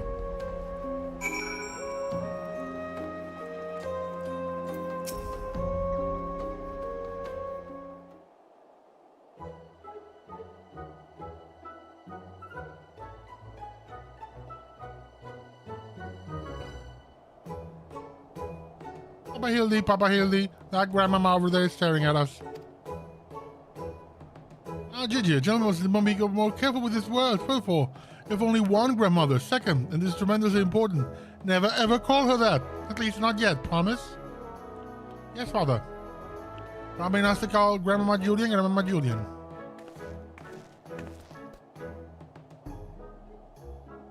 Thanks, my lady.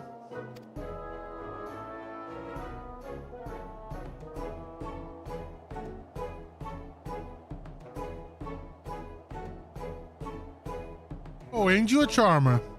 And here I was thinking I might have to rip your bloody head off if you said the G word one more time. Like that, Papa Hildy?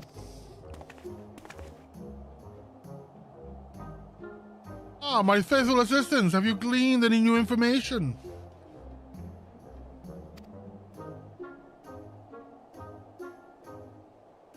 Other than the fact that these women were scorned, this woman's scorn seemed to detest the fake knights with every fibre of their being?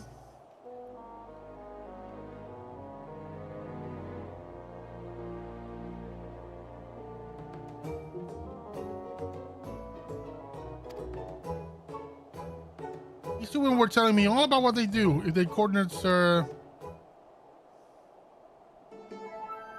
Is this the best you can do then? Bloody oaths and girlish fantasies? And you call yourself a mandible man. Ow!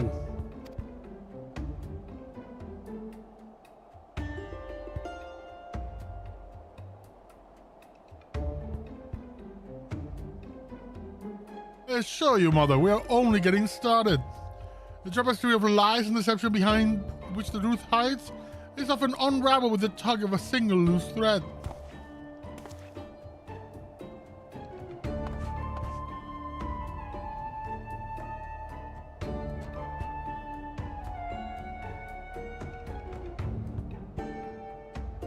I say, young lady, I would beg a moment of your time. On my ass. I'm glad that the young lady was targeted by the charlatans we seek.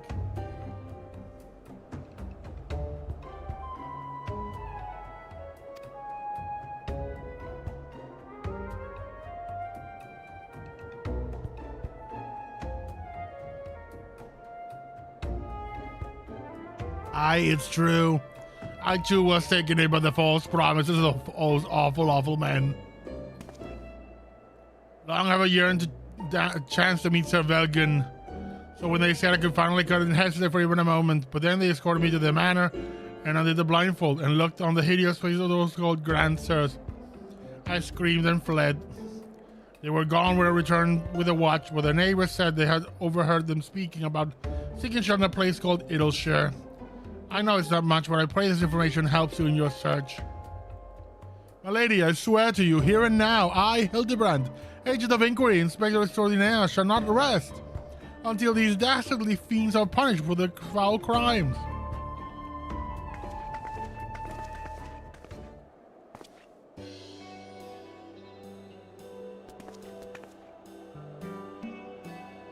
Huzzah! 3 cheers for Papa Hildy. Hip hip hooray, hip hip hooray.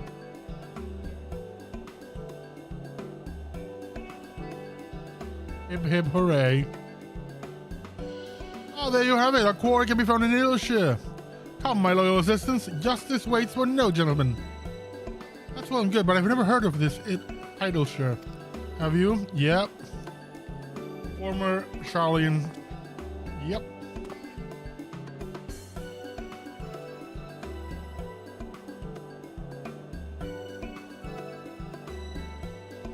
You mean we should travel to the remaining hinterlands? Right now, just like that.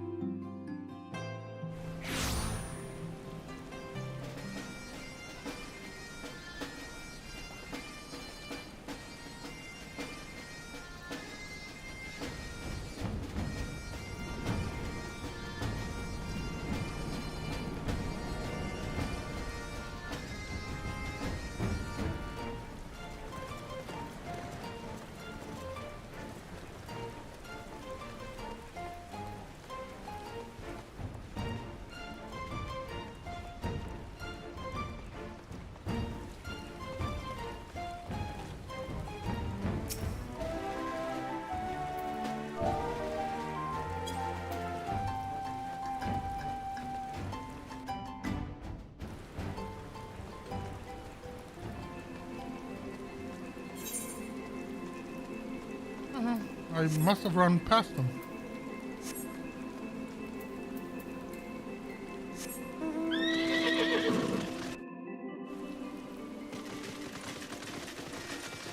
Oh, there they are.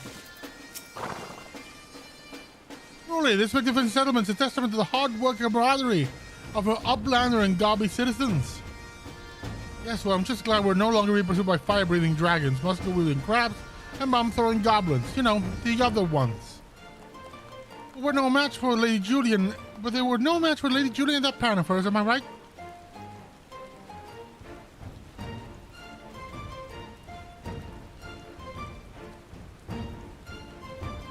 I want to see her make the fat gobbies fly again. God's sakes, Hildy. Except the Gadrell, this ought to be dead in a ditch somewhere if it weren't for me. Nonsense! We've never let any harm come to our loyal assistant. Oh, my beloved son. If I may interject. Now then, let us split up and question the good people of Idleshire. My keen inspector sense tells me that one of them has knowledge of the false knights we seek. I love that his mom is the only one who goes, my son is a moron.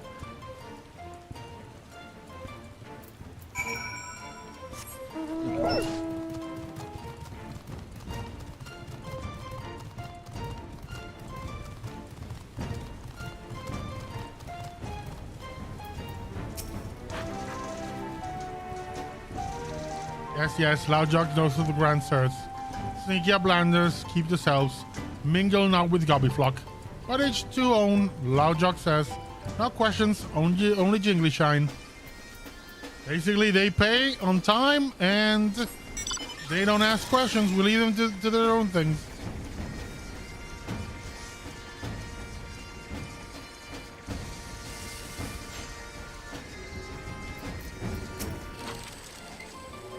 Oh, you must be talking about the Grand Sirs. They drifted into the ocean some time ago, as I recall.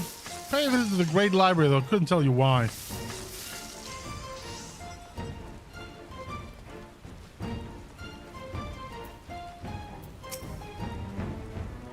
Oh, I know about all the Grand Sirs. They keep to themselves in that building of theirs. South of the round spot. You'd best watch out, though. They're a dangerous bunch, liable to kill you for looking at them cockeyed. It's entirely possible they've gone completely and utterly mad, but are you perchance the long-lost twin sister of a guardian nobleman woman? But, look behind you, a three-headed gobdu. Why do I feel like I've not seen the last of that old woman? Oh my god, it looks like exactly like the old lady we saw. That is just too good.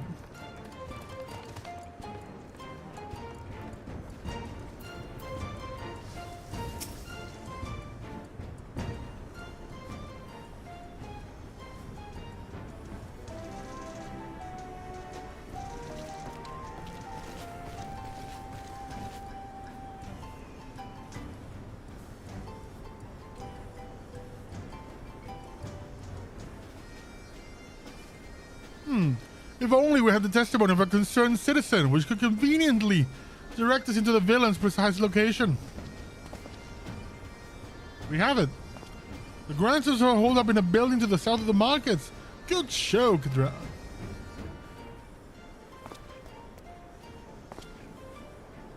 There, that's the one. Come, let's inform the others.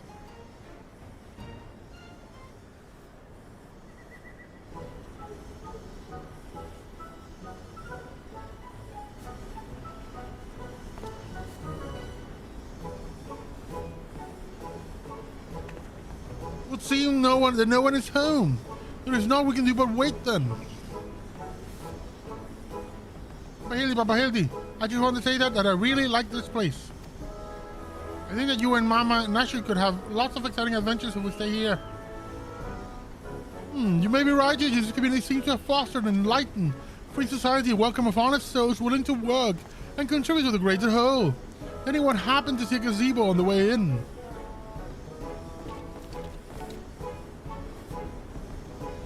As I live in Hildibrand, Helidor, Maximilian, Mandeville.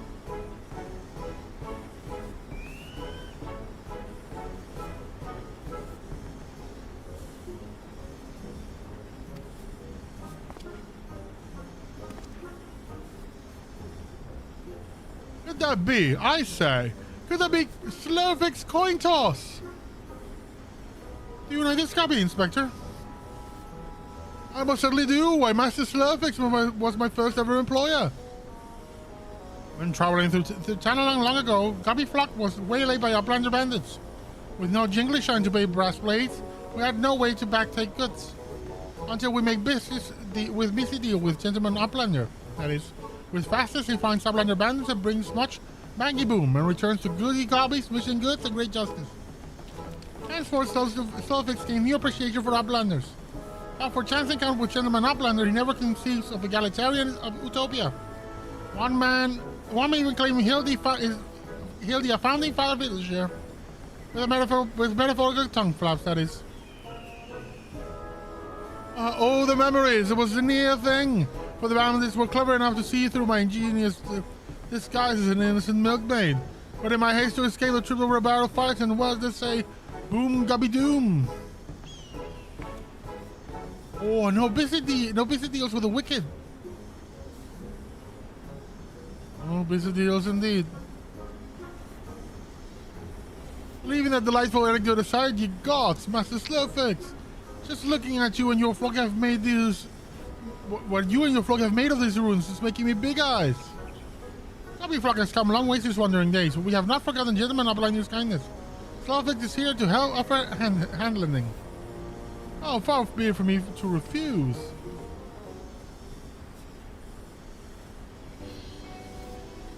My engine has grown quite fond of your magnificent city, and I should like to stay here with him and my assistant for a time. Would not require much in the way of accommodations. A humble gazebo, for example, would more than suffice. I set up a gazebo in perfectly good estate right behind you. Residents of buildings in arrears, and Slowfix, happy to evict them. But we are pursuing the fiends who lived here on suspicion of defrauding young women. Fraud? In Slowfix egalitarian utopia? This he will not abide. All the more reason to let Gentleman Uplander and his flock stay instead of the Grand Sirs. No need for jingly shine either. Man just keeps failing upward. A giant gazebo to call our own.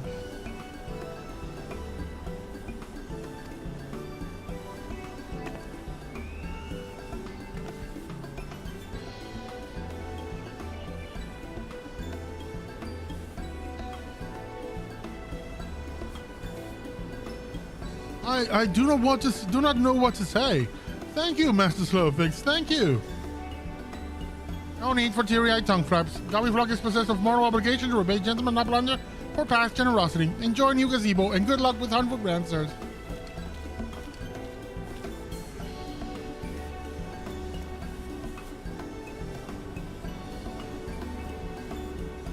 Papa Hildy. Since this is our gazebo, is it okay to draw a family crest on it? I can think of no better way to celebrate this joyous occasion, or perhaps draw the ire of our new home's former tenants. Come, let us go purchase some paints together. This gazebo shall be your canvas.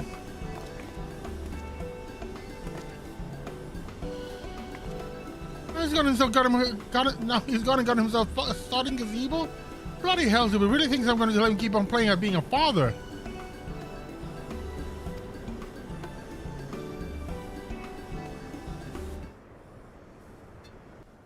He wants to teach him a lesson, but Hildibrand will always fail upwards.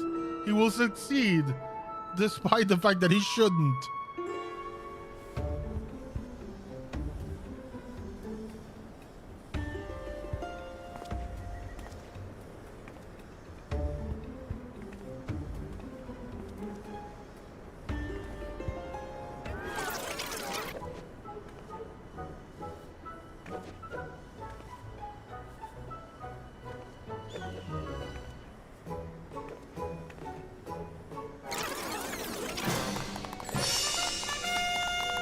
Oh, that is adorable. Let's take a photo. That is adorable.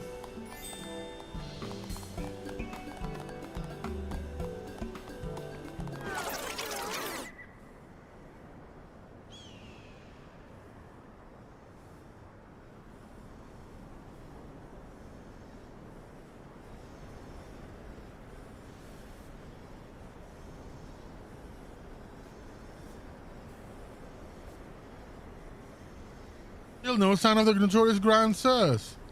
I dare say we're gonna need more paint.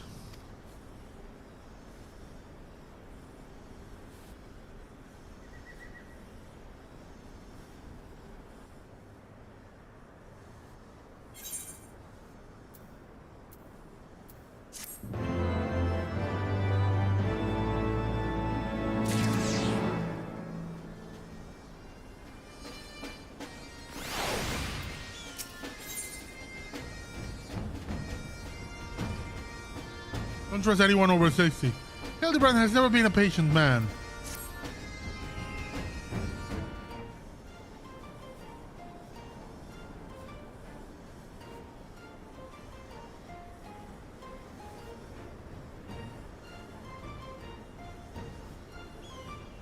Much as it pains me to admit it, a gentleman's stamina is not without limits. I dare say I could do with a spot of tea.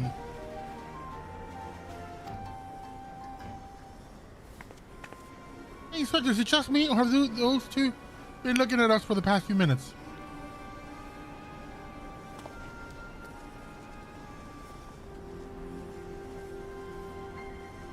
It's why no behaved my adoring fans should think. When finally presented with an opportunity to meet their idol in the flesh, all too many succumb to their fear and flee. Or maybe, just maybe they're the grand bloody sirs. Come on, they're getting away.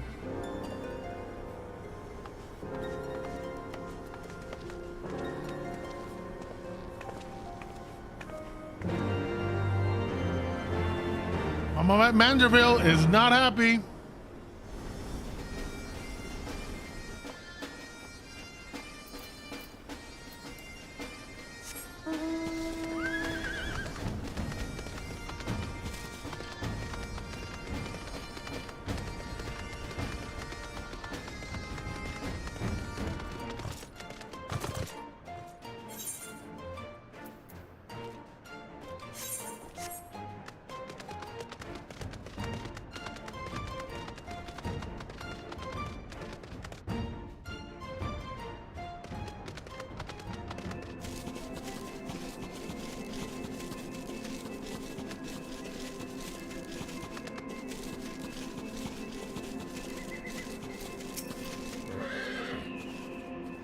To me, you dastardly rapscallions!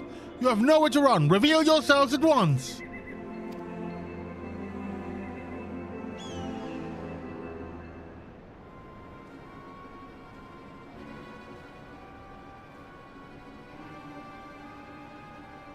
I should not ask you again. Come forth, grand sirs. Name yourselves and answer for your misdeeds.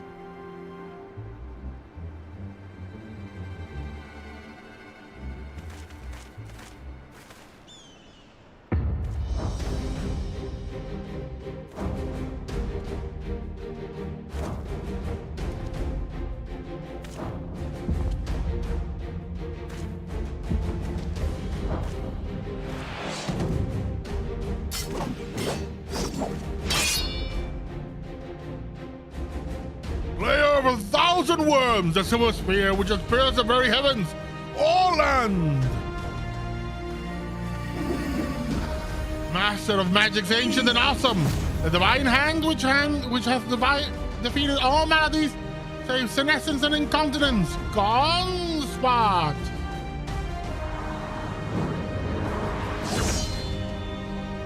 Run, sirs, Excelsior!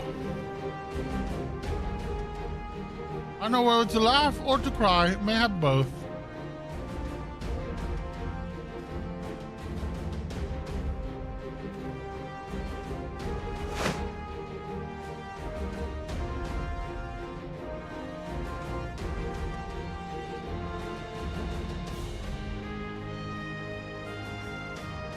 Grandsires, grandsires, you stand accused of willfully and unlawfully convincing young maidens of Ishgard to attend private parties under false pretenses, thereby inflict upon them terrible financial and emotional distress. Oops, I skipped that. Ah, the audacity of this boy! You should be ashamed of your words and deeds.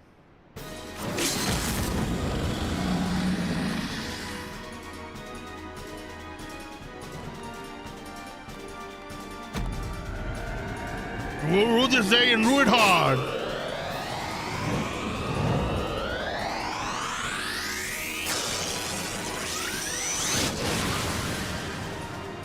Fireworks.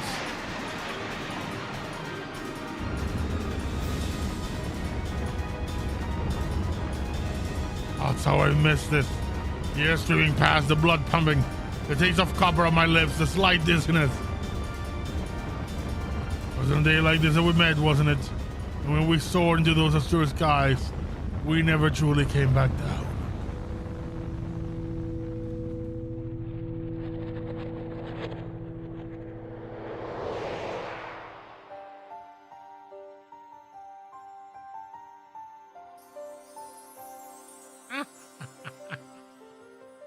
When I deceive, pixie of my heart, descended from Halone's hall to guide me to her bosom.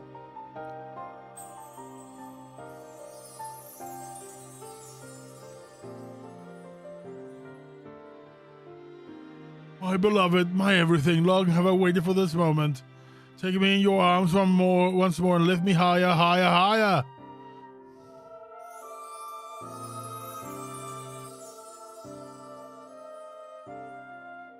Higher, higher, higher.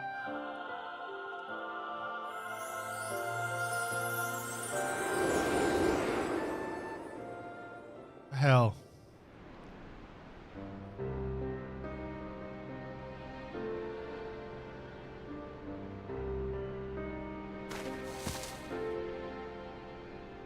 Orland, Orland, Orland!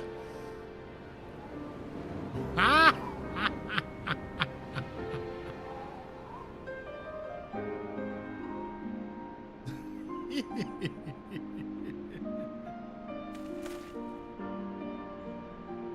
Alas, poor Orland, I knew him not the slightest, but he seemed a decent man, chicanery and attempted murder notwithstanding.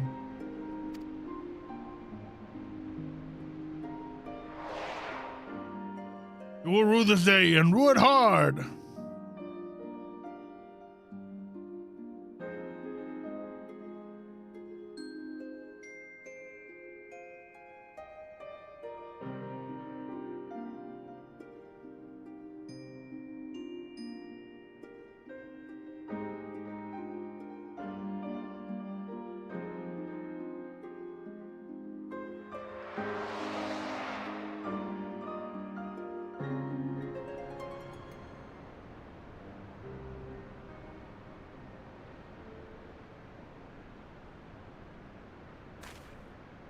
Wait, I've seen this before, all too recently.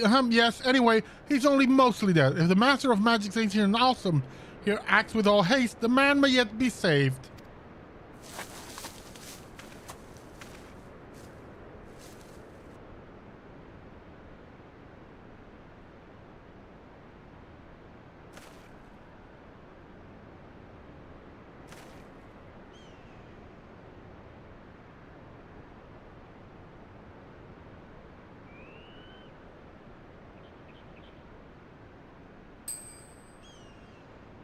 Oh, you're referring to me. I see, I see. With all haste, was it? Yes, yes, yes. I'll get right on that.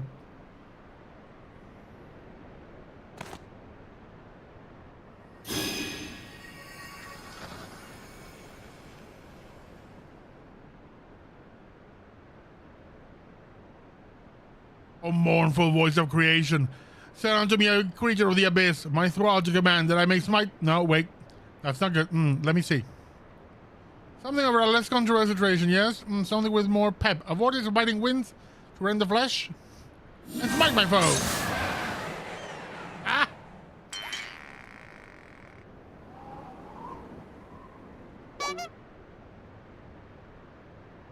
Foes?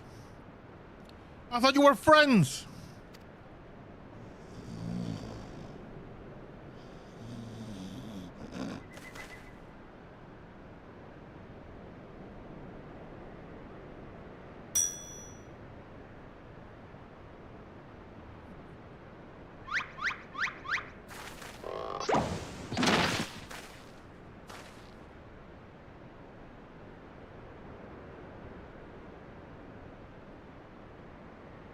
It's still good. Saint Renee bugging me with a bleeding gay bog. My back, my back. Would seem I underestimated you lot.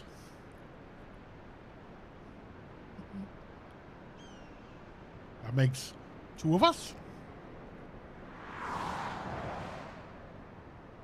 Enough! Leave them be, or do you not care what becomes of this mammoth?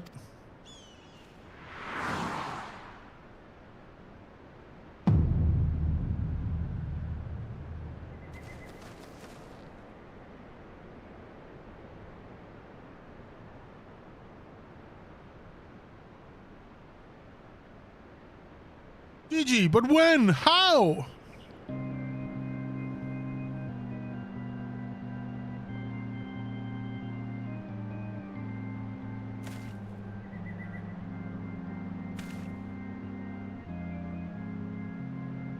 I thought I recognized you. First in Ishgard, then in Idleshire. You've been following us since we left the capital.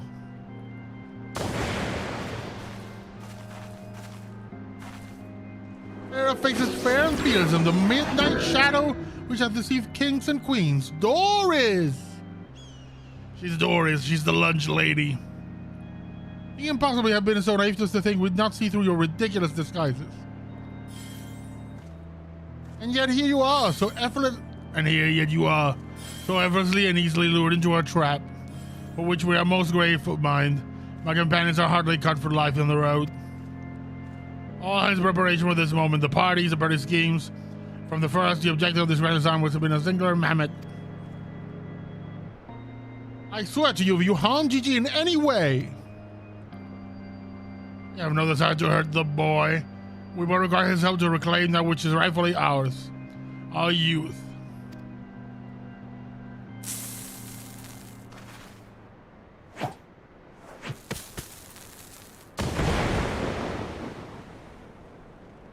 Found it. I can't see.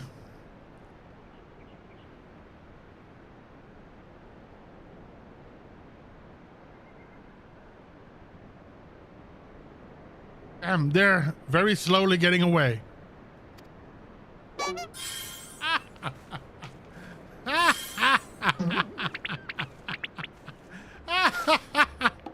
Papa Hildy. Gigi.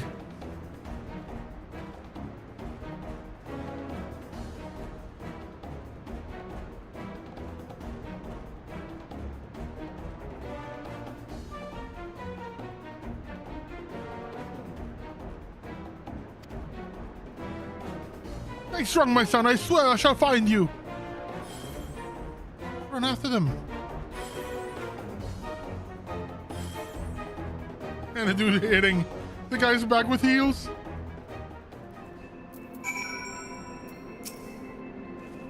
Well, strike me down for a fool. So desperate was I to seize the grand sirs that I failed to discern the true intent before it was too late. And now poor Gigi's in their clutches. What if I never see my beloved son again? I suppose we had to prepare for the worst. They could be halfway to Rasselham by now. I very much doubt that, given they were moving at an adamantous pace. Little Mary shouts to right. Let's get after the old buggers. Ah, that's what my mentor used to call me, among other things. Oh, the memories.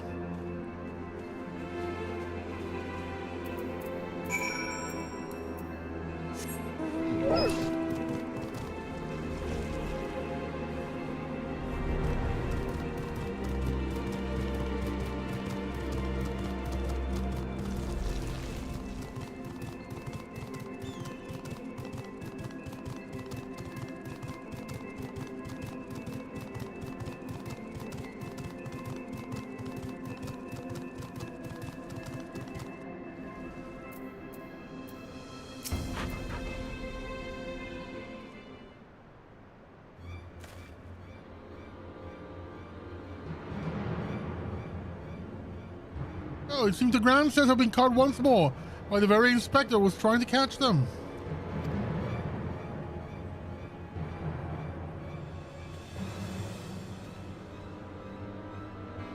How ironic.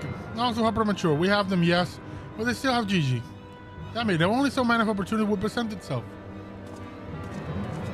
If they let the old man go to pee? Asking you shall receive. We can ambush that wizened dragoon, take him hostage, and demand an exchange. Inquisitor said you disappoint me. A gentleman cannot condone the violent kidnapping and ransom of his elders. I don't know, we shall approach this problem as paragons of honor and virtue. Joe will talk and subdue the Grand Sir, then relieve him of his armor. I was stripping an old man legged more gentlemanly than taking him hostage. This is sure I'll reveal all soon enough. Godspeed, Gaudreau. Okay, yeah, let's go with this. I'm sure nothing bad will happen.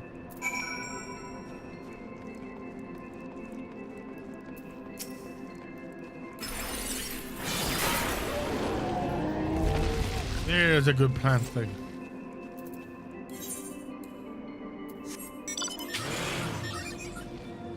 Alpha, let's go.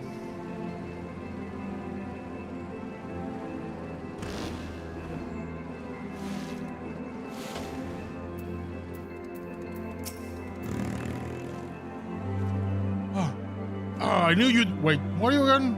There's something awfully familiar about those muscular forearms, those strong yet tender-looking fingers.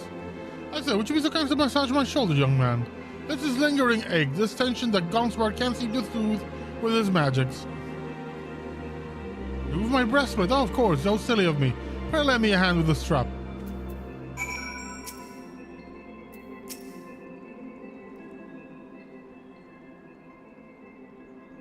Holy young man, you are a saint.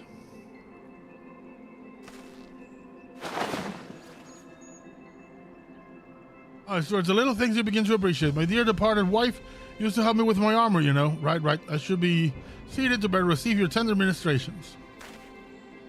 And then just leave. No, we're gonna actually help him. Because we're the good guys. Oh, that healing tingle. Would that I had a tincture of salamander with which to treat his aches. My little pixie used to spread some over my chest and under my nose to help me sleep through the night. Do not be shy. Work those soothing fingers with your each and every knot slowly. Make me forget my troubles. This is getting ridiculous. Even more ridiculous.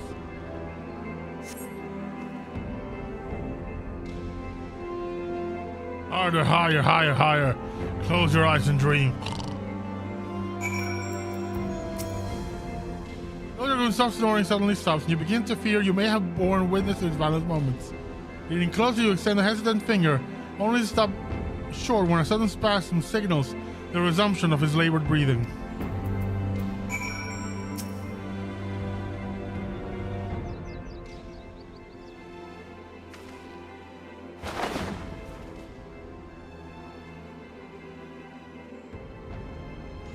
The utmost care you remove Orland's sabatons and breeches, leaving the sleeping old man exposed to the elements and at the mercy of nearby ravenous bears and tentacled morbos. May he rest in peace. God damn. That's dark.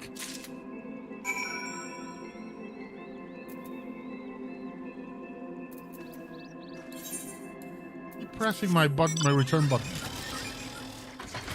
Yeah, I still have my return set to Ul'dah.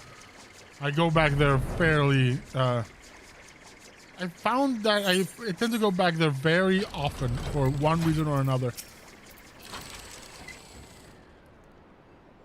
My stalwart assistant. By your return, I gather you have taken care of the dragoon, and by taking care I mean afford him all due courtesy of befitting a man of his years, while returning with the equipment I require. Yeah, Orland's armor and the sabatons. Capital! Then without further ado I shall disguise myself as Orland and free Gigi from captivity. But you two look nothing alike. They may be old and slow, but they're not blind. Oh, ye of little faith, if you are in for a treat, for you shall have a front row seat to this magnificent display of Mandeville guile and subterfuge.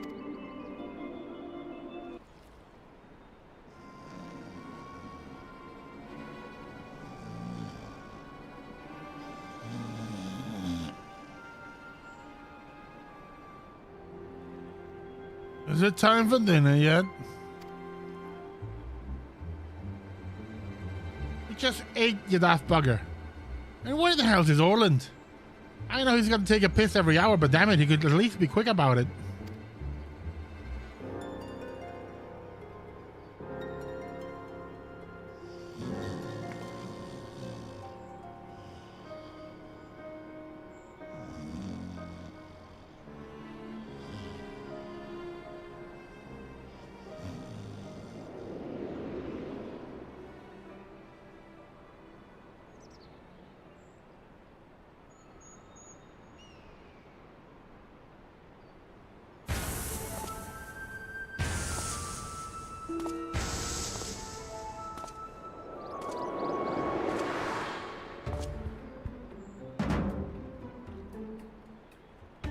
Greetings, fellow antediluvians. I have returned. This looks identical. Not even an attempt is made.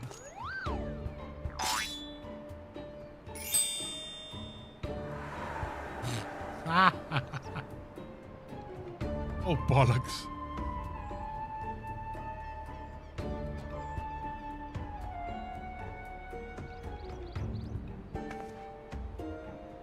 About time.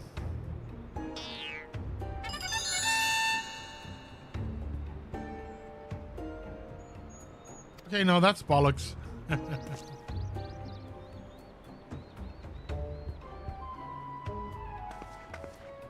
up your things. I want us back on the road in 10 minutes.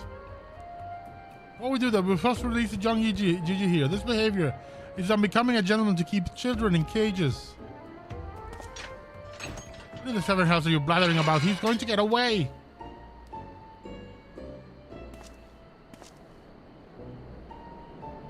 No, he will not. See him still here within my care. Right then, on a completely unrelated note, shall now take the boy with me on a brief sojourn into the wilderness. Where did he take me? It's working. He's about to walk out there with Gigi, and they won't even try to stop him. So far, so good.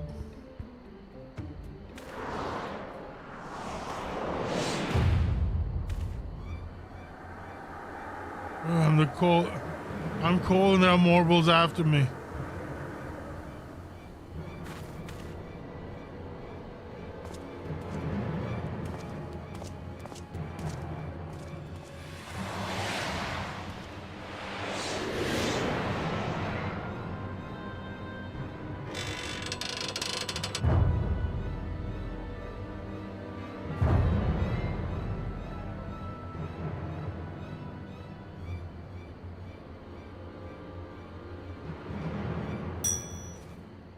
I'm me, but you're also me. That can be unless... Is this it? This is the moment where my life flashes before my eyes. Oh, my dearest Pixie. We'll be together at last.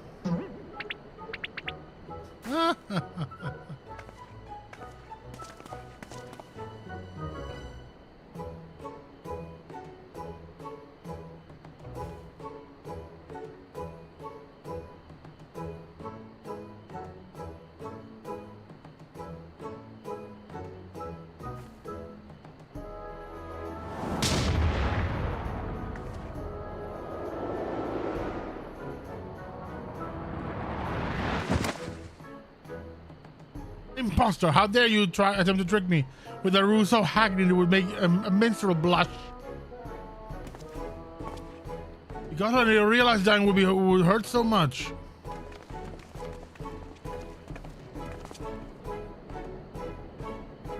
Master Chan, Gigi, come with me.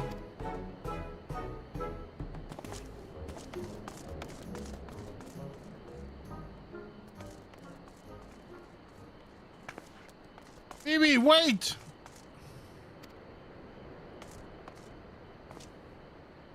My son, what has gotten into you? Vivi, where have I heard that name before? Remember who you are, Vivi, what you are. A creator of the great Charlatan Archmagus Quan. Quan, I was given life by Grandpa Quan. I remember now, we lived together, and he taught me many things about the outside world.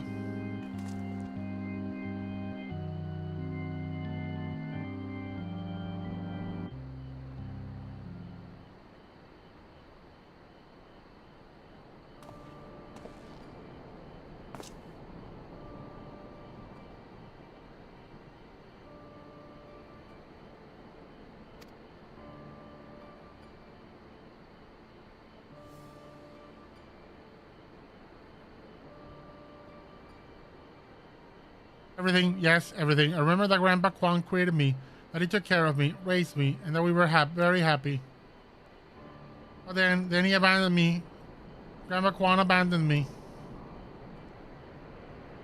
He believed you were flawed. He believed. Sorry, Doris needs to sound like a like a school lunch lady. with like a cigar in her mouth. He believed you were flawed, baby. And you lacked the power to turn back the hands of time and make you young again. And so in his ignorance, he cast you out and died all alone. Turn back the hands of time, then. Well, within the crozier, with the Duke's price as well. So that power could be brought to bear on people? Wait, how do you know all of this? You couldn't have possibly been associated with this Archmagus Quan. We found this journal during one of our many trips into the Great Library. Scavenging for valuable relics is one of the few ways we have left to make a living. We are famed heroes of the war in our prime, with fortunes to match. But no soldier has the strength to triumph over time. And before we knew it, the hour of the sheath was upon us. Ishgard no longer had need of our services. So we came here to eke out a living, to keep doing what we do best until our bodies wouldn't let us. Imagine our surprise when we stumbled upon the opportunity of a lifetime. A second lifetime, as it were. A mammoth with the power to take that which is broken and restore it to its prime state, to turn back time with its temporal magic and give us our misspent youth. You take me, this is also, I don't even know if there's a precedent to determine whether or not this constitutes heresy. We knew where to look even. With the journals, we determined that the mammoth was somewhere in the Western Highlands. A chance for a second chance was within reach. And then we were forced to watch as you imbeciles pulled Vivi from the snow, nearly ruining everything. Vivi, listen to me. Come with us and we can help you unlock your true potential. This thing what you're going to accomplish, where you to master your magics. Not only could you make us whole, young again, but you may even have the power to restore life to our Archmagus Quan.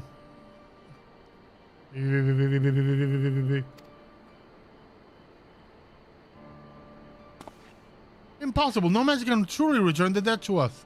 At best, you can animate a corpse, and I need not review the precepts to declare that the product of necromancy are abominations in the eyes of the Fury.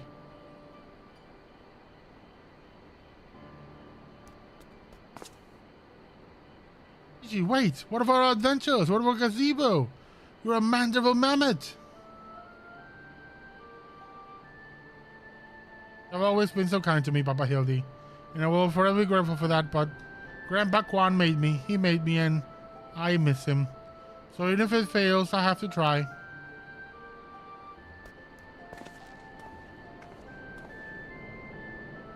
What are you doing? They're getting away. We have to stop them. Mayhap we must respect G's decision.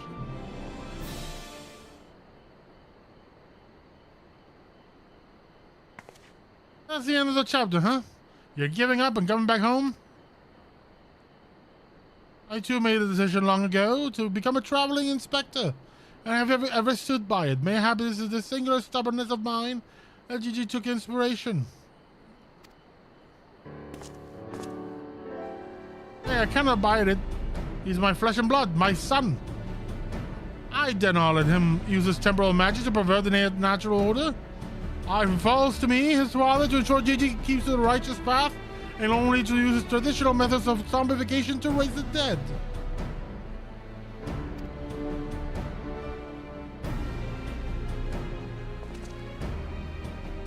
Because, sir, I must applaud your dedication to your work, and I cannot thank you enough for all you have done on our behalf. Yet I fear if we continue as we are, Gigi may be driven to rash action. Therefore, I was asking you to suspend your pursuit of the Grand Sirs for a time, that I might be afforded the opportunity to convince my son to return peacefully. Seeing as how we can only guess at the full extent of Gigi's power, it might prove dangerous to act aggressively should he choose to use them. And you will understand? Right then, there is no time to waste. Nashu, let us retire to our new gazebo and discuss our plans.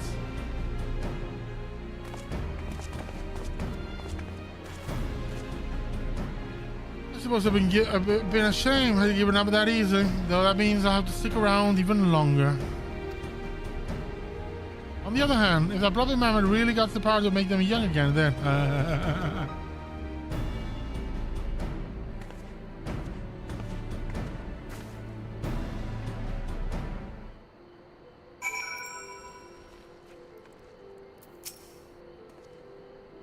I said to suspend my pursuit, and I will, but doesn't mean I won't continue my investigation into that mammoth and its powers in Ishgard.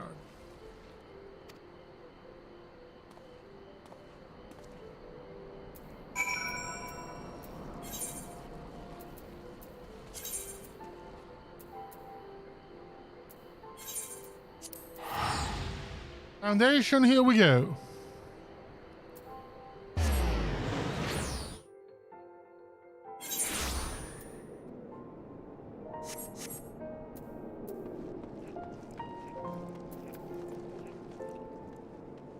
Take something.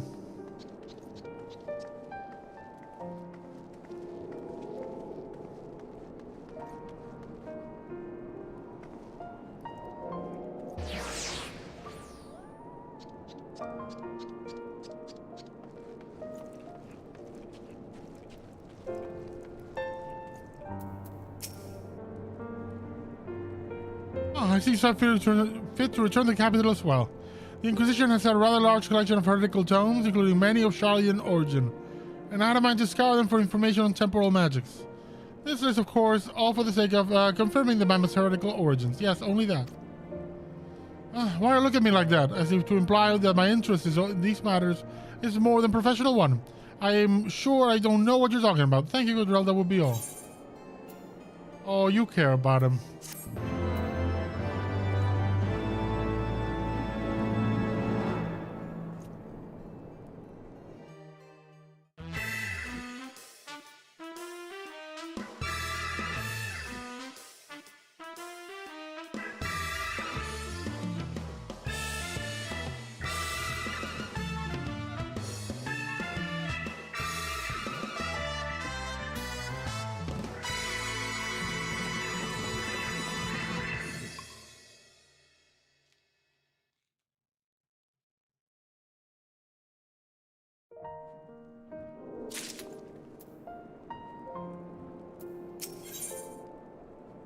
Proud and the pointy-eyed. Seer is a man at the end of his tether.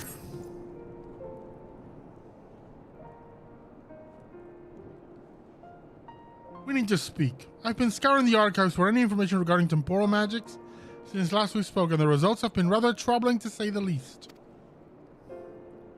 As you may or may not be aware, ancient Alag is portrayed in Kiridon as a cautionary tale, a grand empire brought low by his vanity and hubris.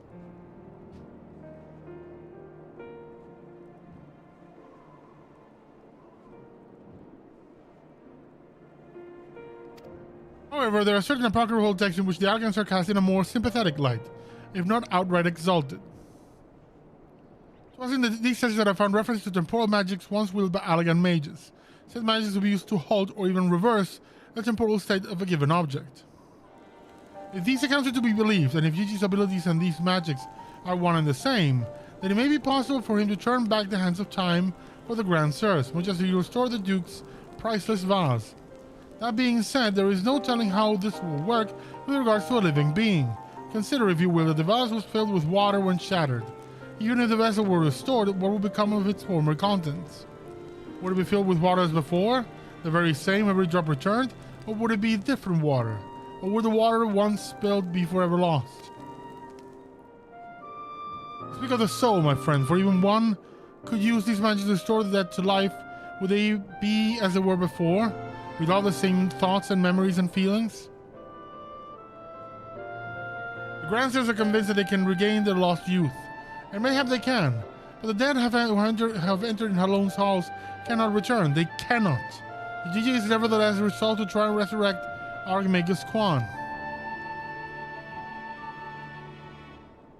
Speaking of which, according to some Charlatan texts in the archives, Archmagus Quan was an accomplished scholar for his study on ancient Alagan magics. Further evidence that Gigi's abilities are likely derived from ancient traditions, I suppose. But more importantly, I learned the location of the Archmagus' former residence. Perhaps we could find something of interest there, something which could help us persuade Gigi to change his course. I had to mind the Summon Inspector Hildibrand make the journey there together. Would you be willing to join us? Excellent. Then let us be off about our business. I saw you, heretic!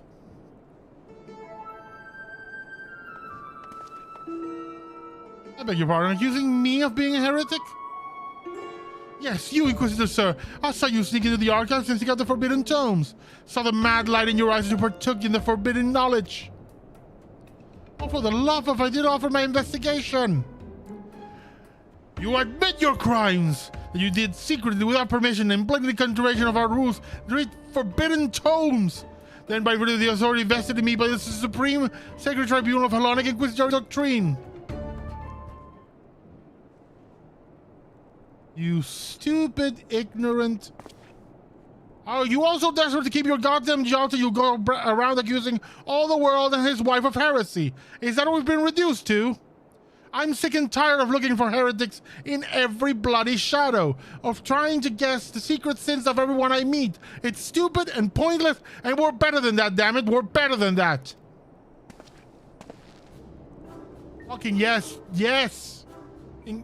Inquisitors are stupid. If you want to surrender yourself, then I have no choice but to inform my superiors.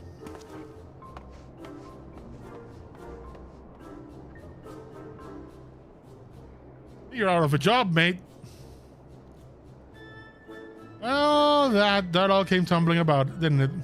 I suppose there's no point trying to convince myself that I have no personal investment in this matter, or I still have a professional one. Oh, you're a good one. Somewhere along the way, I stopped looking for the guilty and started looking for the truth, perhaps. And a way to help those in need. There's no place for people like that in the Inquisition, is there? And it's only a matter of time before that stuttering fool comes back with an armed guard. That's just a part for it'll sure of once. We need to find the inspector. I'm like, what the hell did I get myself into this time? Please get me Xenos and the Endbringer again. At least they made sense. Some sense.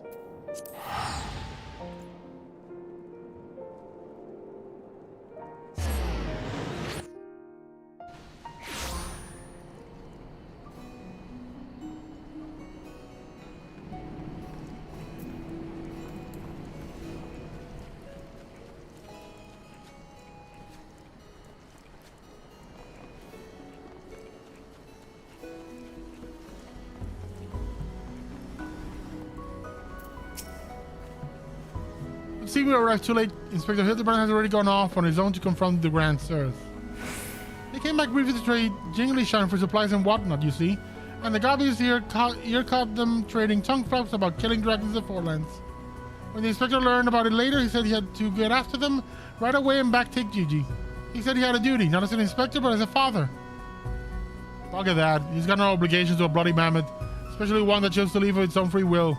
As I recall, I swear, I turned my back on the boy for one bleeding second. He loses his goddamn mind. I'm afraid he might try to do something reckless. Don't you think we should try to find him and offer hand lending? I'm rather more concerned about what will happen if the Grand Sirs attack, or worse, kill any of Hersvelger's brood. But first things first, I suppose, Cudrell, would you be so kind as to assist Mr. Nashu and Julian in the search for the inspector? I will pay a visit to our major squans. Abandon the boat in the meantime. Oh, and before you think to refuse, I know that you need not fear for my safety. Know that you need not fear for my safety. Let us just say that our singular experiences together have inured me to the harsh realities of, well, reality. Ah, could it be the scrawny little shites finally found his spine? Let's start by heading to Tail Feather. I reckon the inspector probably went there to try to ask about the Grand Sirs. So if we do the same, we're sure to come and catch up with him eventually.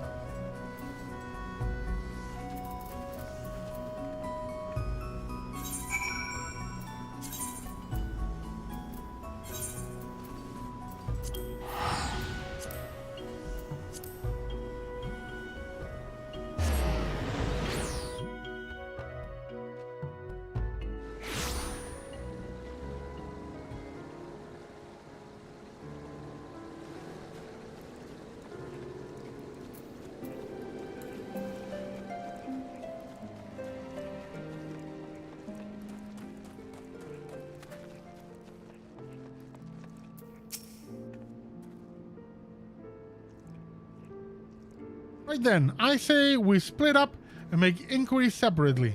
If you learn anything about the inspector from the Grand Stairs or Gigi, come and tell me.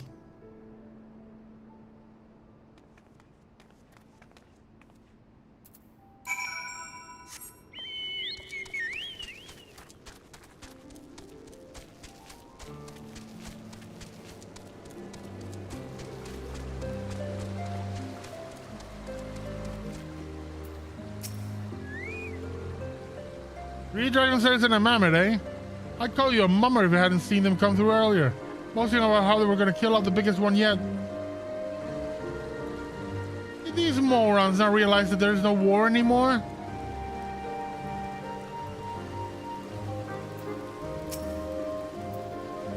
Oh, those assholes, they were for Annick's shrine. Not quite sure what their intentions were, but they were awfully confident, that much I recall. Oh, buddy.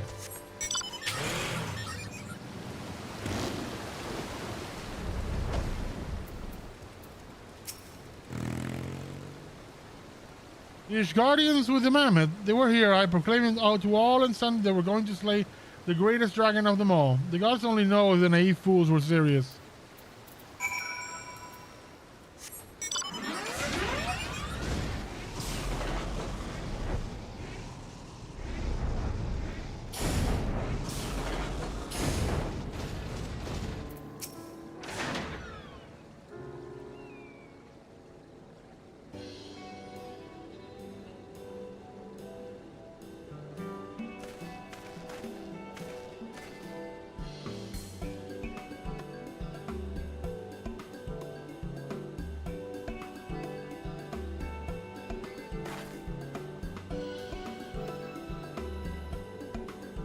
Oh, I see. So the Grandsters were headed for Annick's shrine.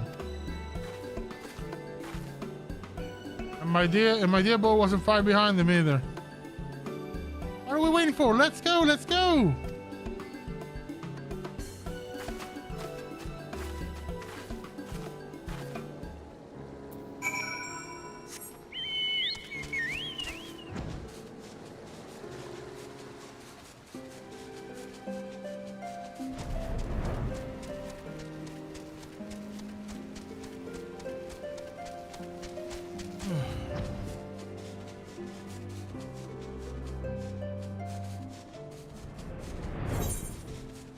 God, it's hot.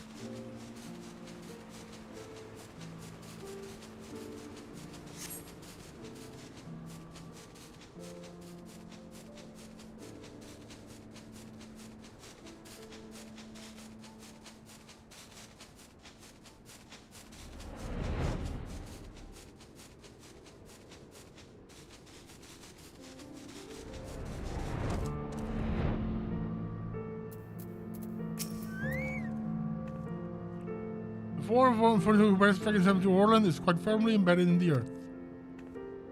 Would you look at that? The inspector sure gave him what for. That may be, but where did the other two get to? Not to mention the mammoth. Why don't we pull him out and ask? Though having said that, it looks easier said than done.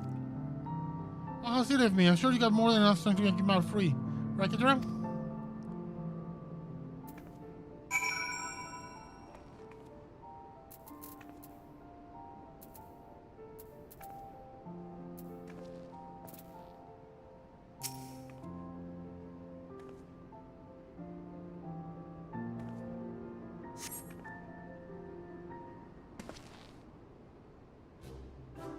Oh, that's Hildibrand.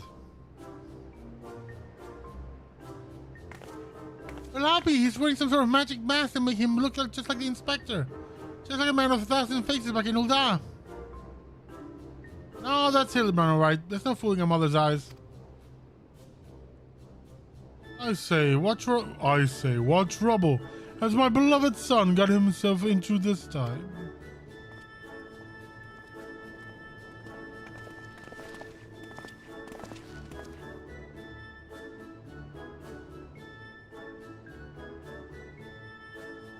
Hello there, Lord Galbraith, Inspector Sir. How'd you end up traveling together? Blind fortune, you might say. I was too far from Telford when night began to fall. Unfortunately, Lord Galbraith had a chance to find me wandering in the wilderness.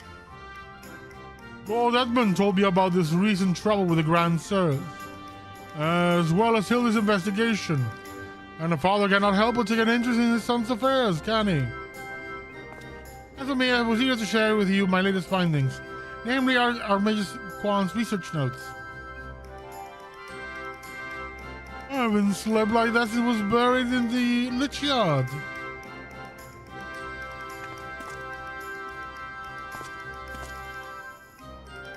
Oh well, I must confess no false measure of embarrassment to be found in such a state.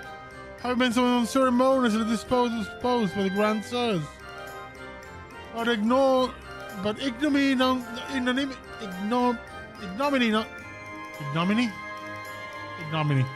notwithstanding, I am most grateful for your succor, and pleasantly surprised to be reunited with you all. This wouldn't have happened had you waited for us instead. Wait, why in the hells are you still wearing that rubbish? An impenetrable disguise is essential when sorting with the criminal elements. Alas, it would seem the Grand Sirs have grown more perceptive in their newfound youth. Wait, do you mean they've already regained their youth? What about Gigi? Do you see him? Was he behaving strangely? Now that you mention it, his warm, soulful eyes were rather more pointy than I remember. By the Fury, not pointy.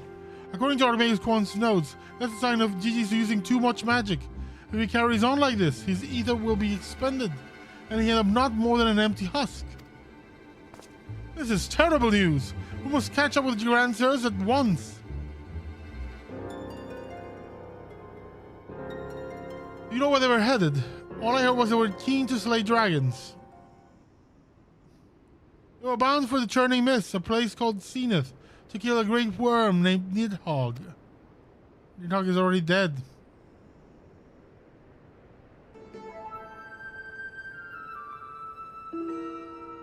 Really? That all happened? Huh.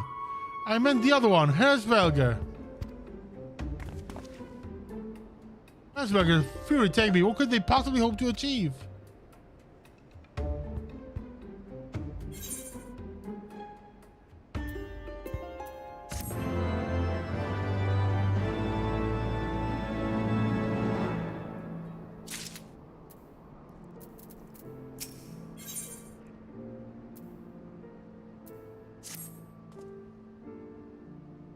I, Hildibrand, the Agent of Inquiry and Inspector Extraordinaire, do hereby ask you to all to aid in rescuing my son and putting a stop to the Grand Sir's machinations.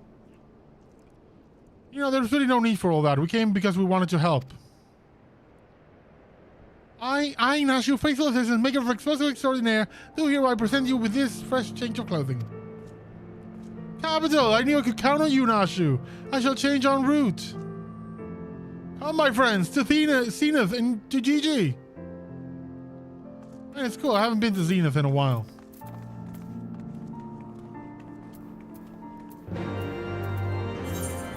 If I could turn back time.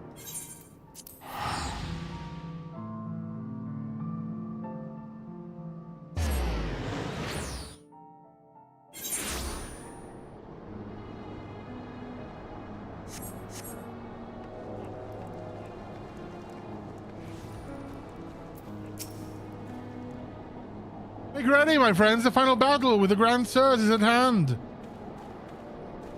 It would seem my wounds were more serious than I thought. I fear I am in no condition to confront our foes. There is but one thing that could restore me to my former indomitable self. Don't you worry, Don't you worry, I've got some salamander oil right here. Shall Mummy give her baby boy a massage? Oh, my dearest Mummy, mother dearest. I would not impose upon you. Not when my ever-loyal assistant Godel stands by to minister to my muscles. Oh, great. Don't tell me you're embarrassed. Let Mommy take care of little Hildy's hurts. My dear wife, I know you mean well, but look, she'll handle it. There is a bond which transcends time and space and personal boundaries. If that's the way of it, I'm counting on you, Godel.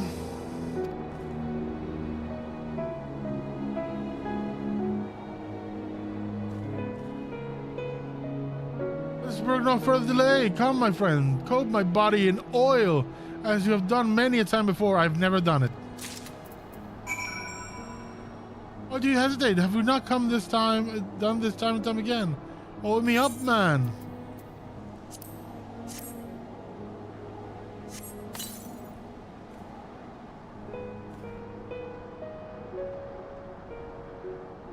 Ooh, how it soothes my aches and pains. Quickly now, knead it into my flesh. Knead as you have never kneaded before. This quest is so dumb. Ah, God, such furious kneading. I applaud your enthusiasm, but mayhap I urge you to excessive force. Nay, you were in the right. Already the gentle warmth begins to spread throughout my body. The fires of righteousness burn anew in my breast. Hold my sorry, this was Gilbert. Hold my son. Though your passion is renewed, you may yet be spurred to greater feats of Mandevillian strength. Derived from the purest essence of Salamander, the ancient legacy of House Mandeville, Salamandeville. To you, my beloved son, now become a proud father, I bequeath this most sacred of oils. Salamandeville? Could it be that the legends were true? The muscles shall shine with the brilliance of 1,000 suns. No mortal man will have the power to do you harm. But verily it is so, for by its grace did I once weather the slings and arrows of a bandit horde, and bring my hammer of justice upon their wicked heads.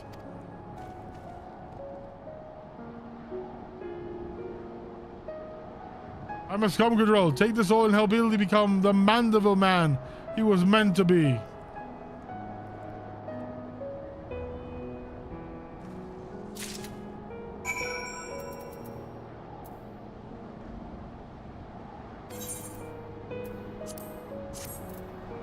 I'm from Salamanderville. Oh. The Salamanderville, how it flows into every nook and cranny. Quickly now, lay your hands upon me, massage me with all your might.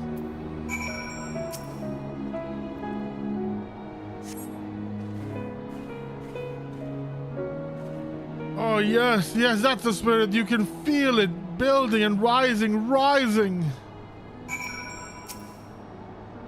Come on, it's about time that it ends.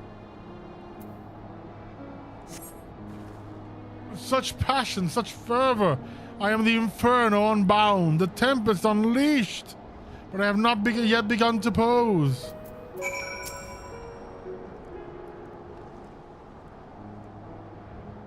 Getting slightly uncomfortable. And I had to. I am a Mandeville man! The Salamandeville is my word. I have never felt so alive. Such vibrant colors, such intense sounds, such fragrant smells. Onward to zenith. No matter the laws of nature they pervert, or the limits they break, the grand sirs can do nothing but stop me.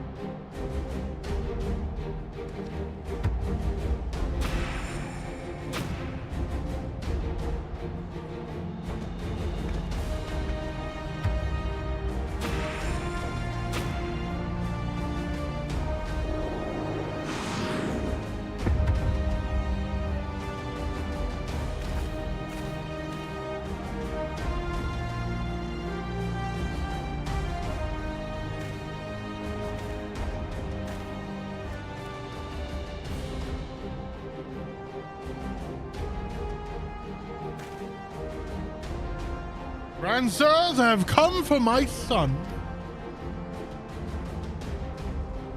Oh, must we do this now? We have a dragon to slay. There's no need for any of this. The war is over. But not for long. The worm's death will give rise to a new era of fire and blood, and we, having consumed his eyes, will use our new powers to win untold glory on the battlefield. Our legends will echo in eternity. You would doom countless innocents for glory? No, I won't allow it. Over my dead body. Far be it from us to deny you then. This is the end for you. The ultimate end.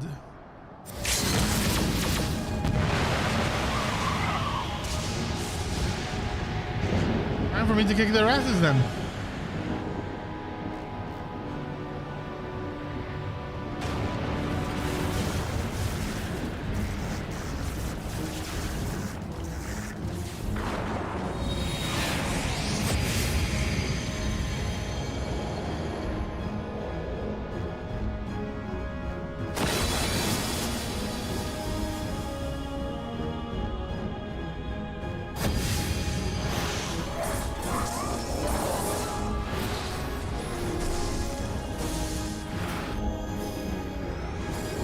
Holy.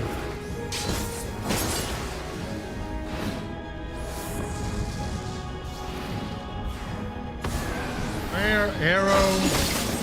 I don't know any other names of the dragoon stuff. That's ice 3 or 4. That's stone.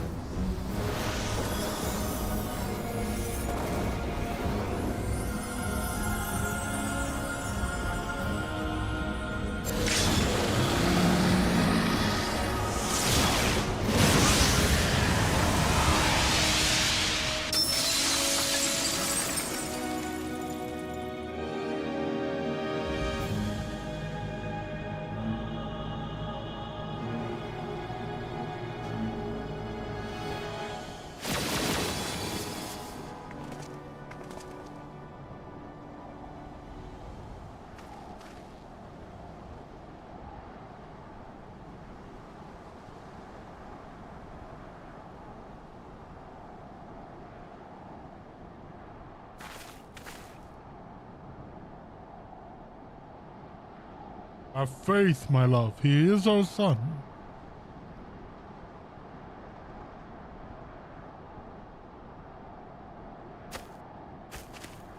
Hildibrand is nothing if not resilient.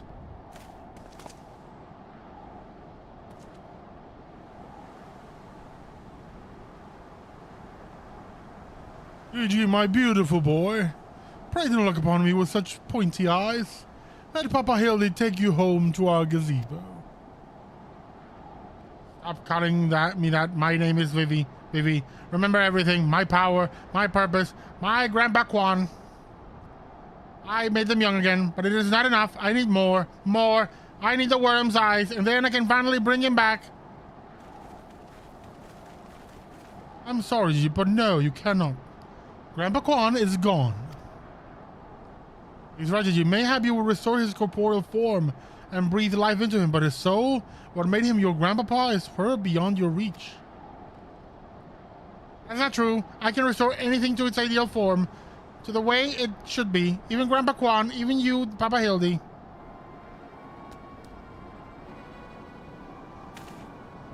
Please, Gigi, you have to stop. If you keep using your power, you'll die.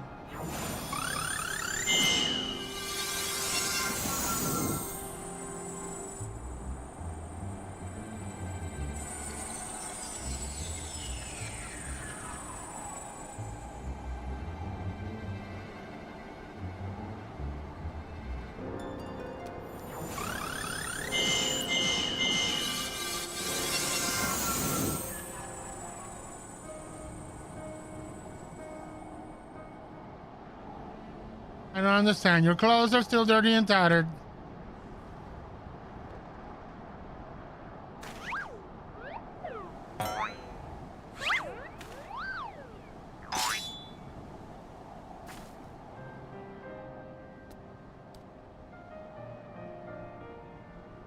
As it should be, Gigi, for my every waking moment as the gods intended. Every day I live life to the fullest. Every day I enjoy grand adventures. I found your grandpa's research notes. What he gave you wasn't the power to make things the way they were. He gave you the power to change the world, to make things the way you yourself believe they should be. That's why your magics have no effect on the Inspector, because you know in your heart that his battered and bruised form is his, well, in its own way, right.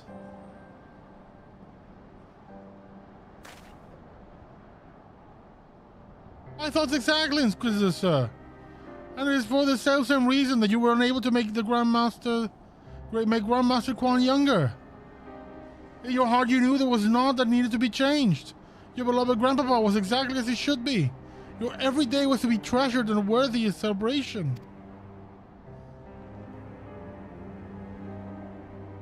And what about the Grand Sirs? What was able to make them young again? All you truly knew of them were the stories that they told. Wondrous tales of daring do by heroes in the prime of their lives. It's no wonder you were able to envision them as such. That's all they ever talked about. When they were young and free and full of fire. At first, Major Quan didn't understand the true nature of your abilities. He struggled to deduce why you could not make him younger as you originally intended. Eventually, he realized that your fond memories of him were preventing you from conceiving of him as anything but an elderly creature, and that the only way to achieve his goal would be to take them from you. You were all he had in the world, no longer a mere mammoth, but a friend, family, his only family, his grandson. He couldn't bear to lose you, so he renounced his quest for immortality. But I still lost my memories in the end. He was afraid of leaving you all alone in the world, afraid that others would attempt to take advantage of you and your magics. So before he died, he decided to take your memories from you after all, to protect you. But despite his best efforts, something remained. Something stronger, more powerful, more resilient than anything Archmagus Quan ever dared dream. You were never broken, Gigi. You were never abandoned. All he wanted was to set you free. Free to do what? Whatever you like, Gigi. Don't you see? That was his final gift to you. A new life. A new story, all your own.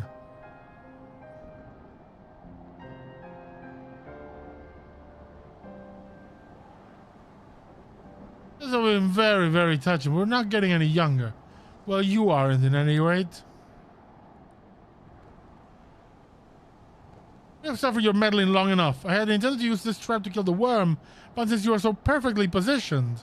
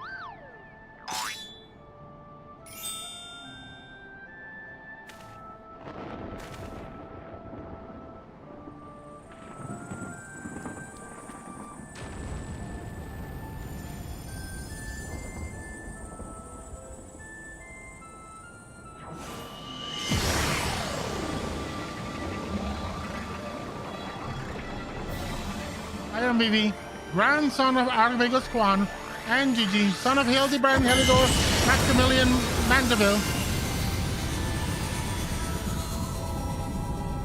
Went too fast for me to read, probably.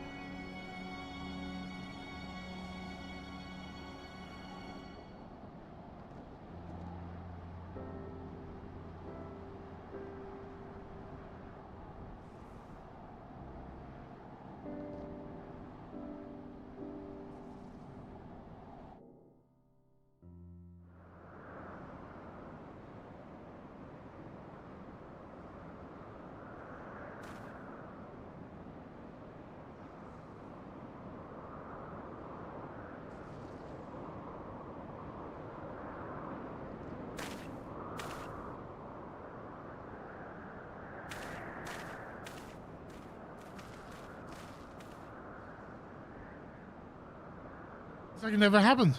With the last of his strength, he turned back the hands of time.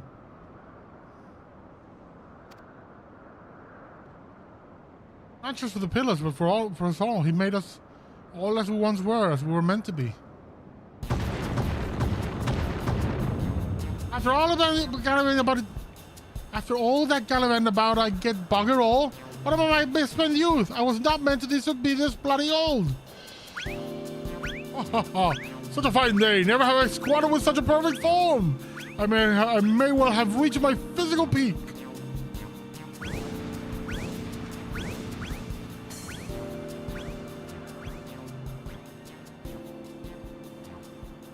Ah, what rot. Act your age, you daft sod.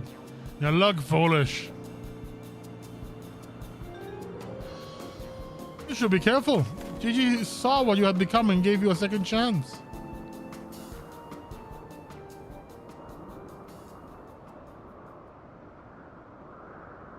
That was our second chance to relive our glory days.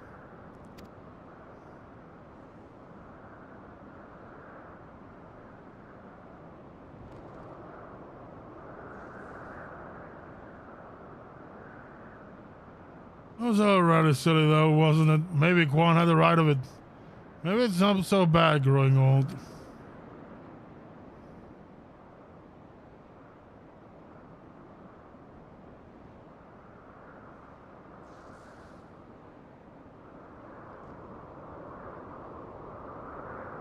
I was a coward when I was young, but now that I'm old, I'm going to say things like I love you, Doris.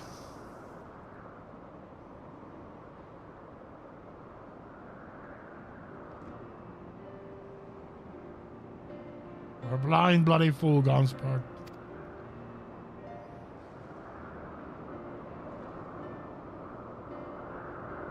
And this one places.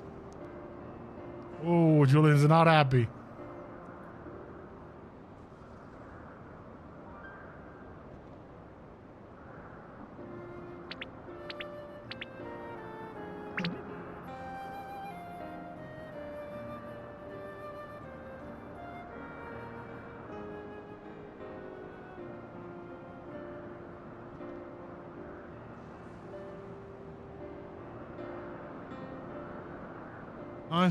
I say, am I dead again?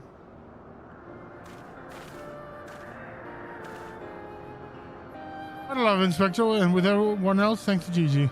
The Grand Stairs are also in custody.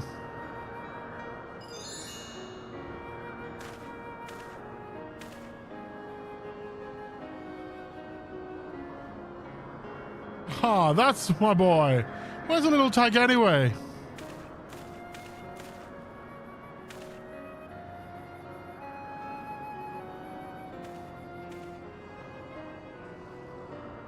He embarked on a grand adventure. He's no longer with us.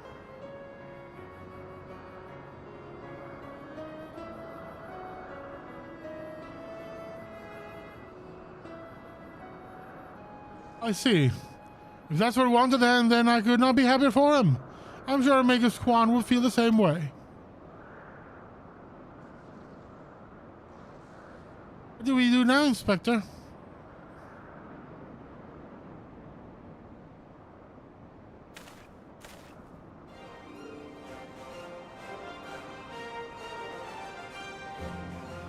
Is it obvious, Nashu? The wide, wide world beckons us with a promise of mystery and wonder. We shall resume our never-ending quest for cases perplexing and profound. And perhaps one day, we shall meet young Gigi again.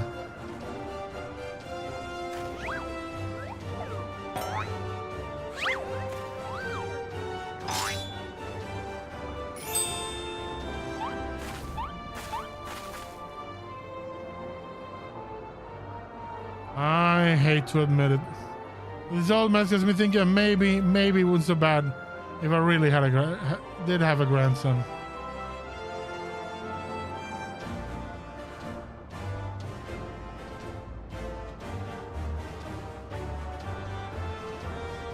Yeah, you did right. You did right by Gigi, Hildy. Your father and I can see that. We're proud of the man you've become.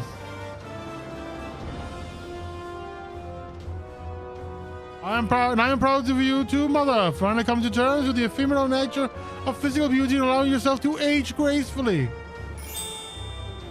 Oh, buddy. You're gonna get your ass whooped.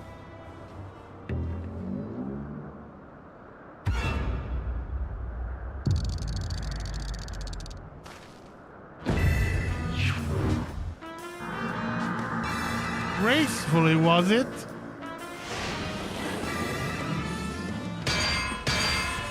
Oh, run! I've never had a minute to communicate!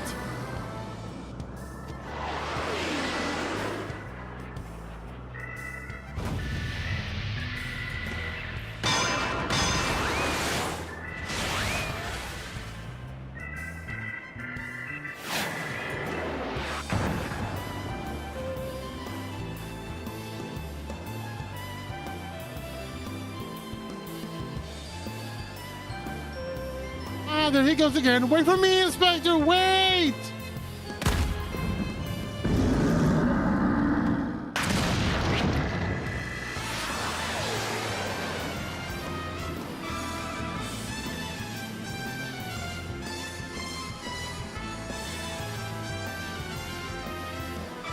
Oh, what is that curious light that's spying the far eastern sky?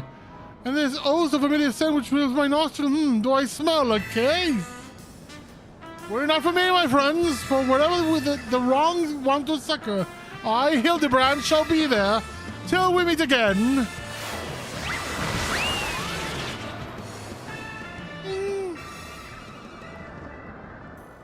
Hildibrand. Fucking Hildibrand.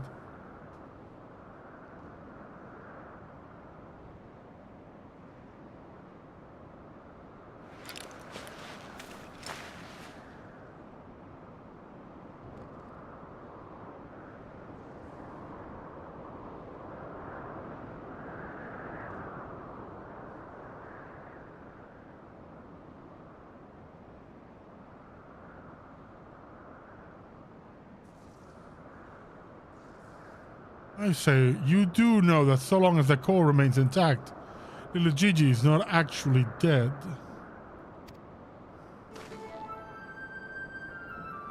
That's right, so died a tears, boy. There's no need for all this moping about. He has fallen into a dormant state because he used all of his ether. His core will gradually recharge as it draws upon the ambient ether, and in time he will awaken from his stupor. I shall tend to the child for now.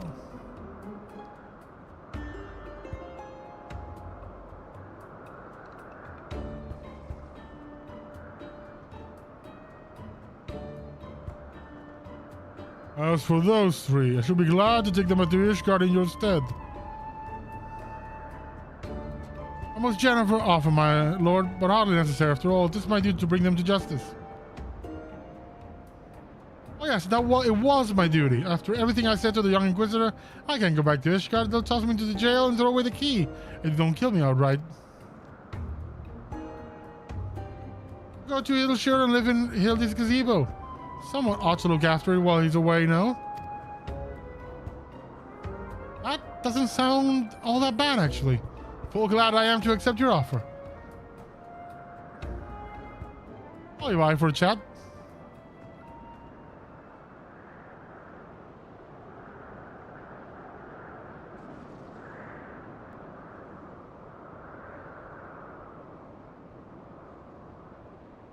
I suppose there's nothing for it but to wait until he comes back down. That's a most graceful strike, my love. You haven't lost your touch.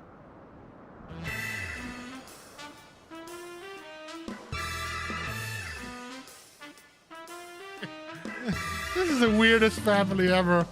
Oh, I love this so much. And I miss Inspector Briardine too, though. Bling.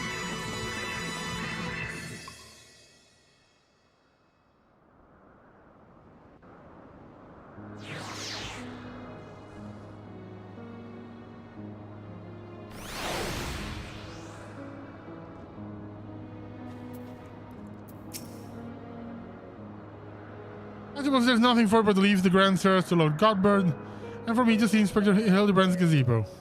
I'd like to thank you for everything you've done. If you find yourself in Hildiward, come and see me. I have a few arrangements that I need to make, but I can't imagine that it will take that long for me to settle in. Thank you, my friend. Until we meet again.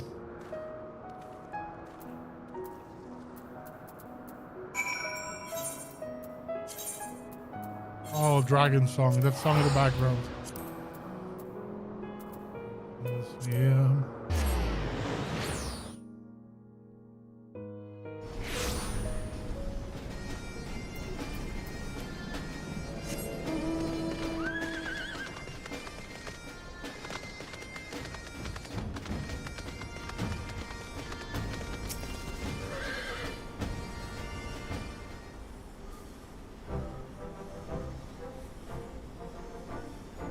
About the courses I've run, it's hard not to think of the man I was and feel ashamed.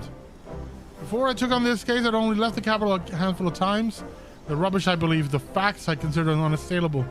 Fury take me, what a fool I was. I hadn't met you and the inspector and Gigi, I would have never realized how much I had come to hate my job. Nor would I have discovered how much more satisfying it is to seek out the truth, the whole truth. One might say that getting labeled a heretic and having to flee Ishgard is the best thing that could have happened to me. After all, now I'm free to start a new life here in Hildiward as a consulting inspector. But enough of that. There's someone I would like you to meet.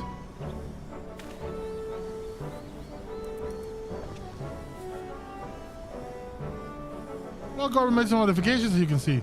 The smaller size should allow him to absorb ether more effectively over time. We thought that if we travel with you and share your grand adventures, that maybe it would hasten his reawakening.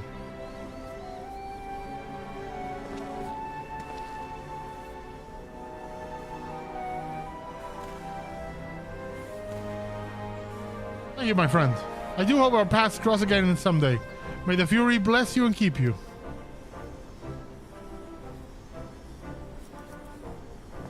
Hey, I got my little mammoth. Gigi, also known as Vivi, but his secret is safe with you. And thus end the further adventures of Hildibrand. Next week is even further Hildibrand adventures for Stormblood. Because there were none in Shadowbringers. I realize.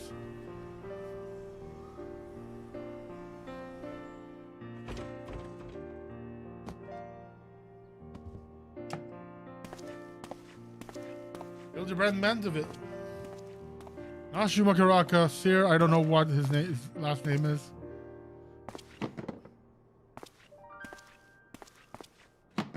Albert Mandeville, Julia Mandeville.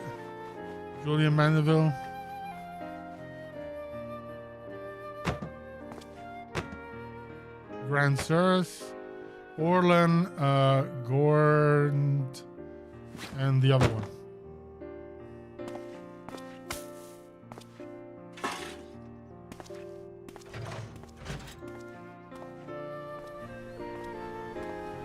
Edmund the Fourth Tom.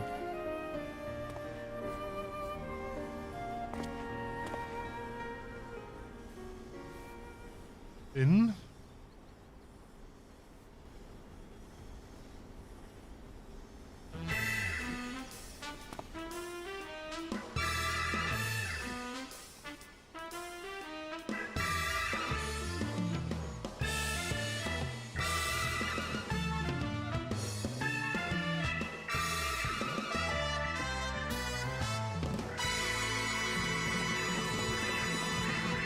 Hildibrand will return.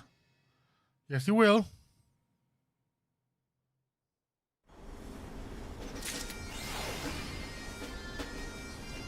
That is what you are.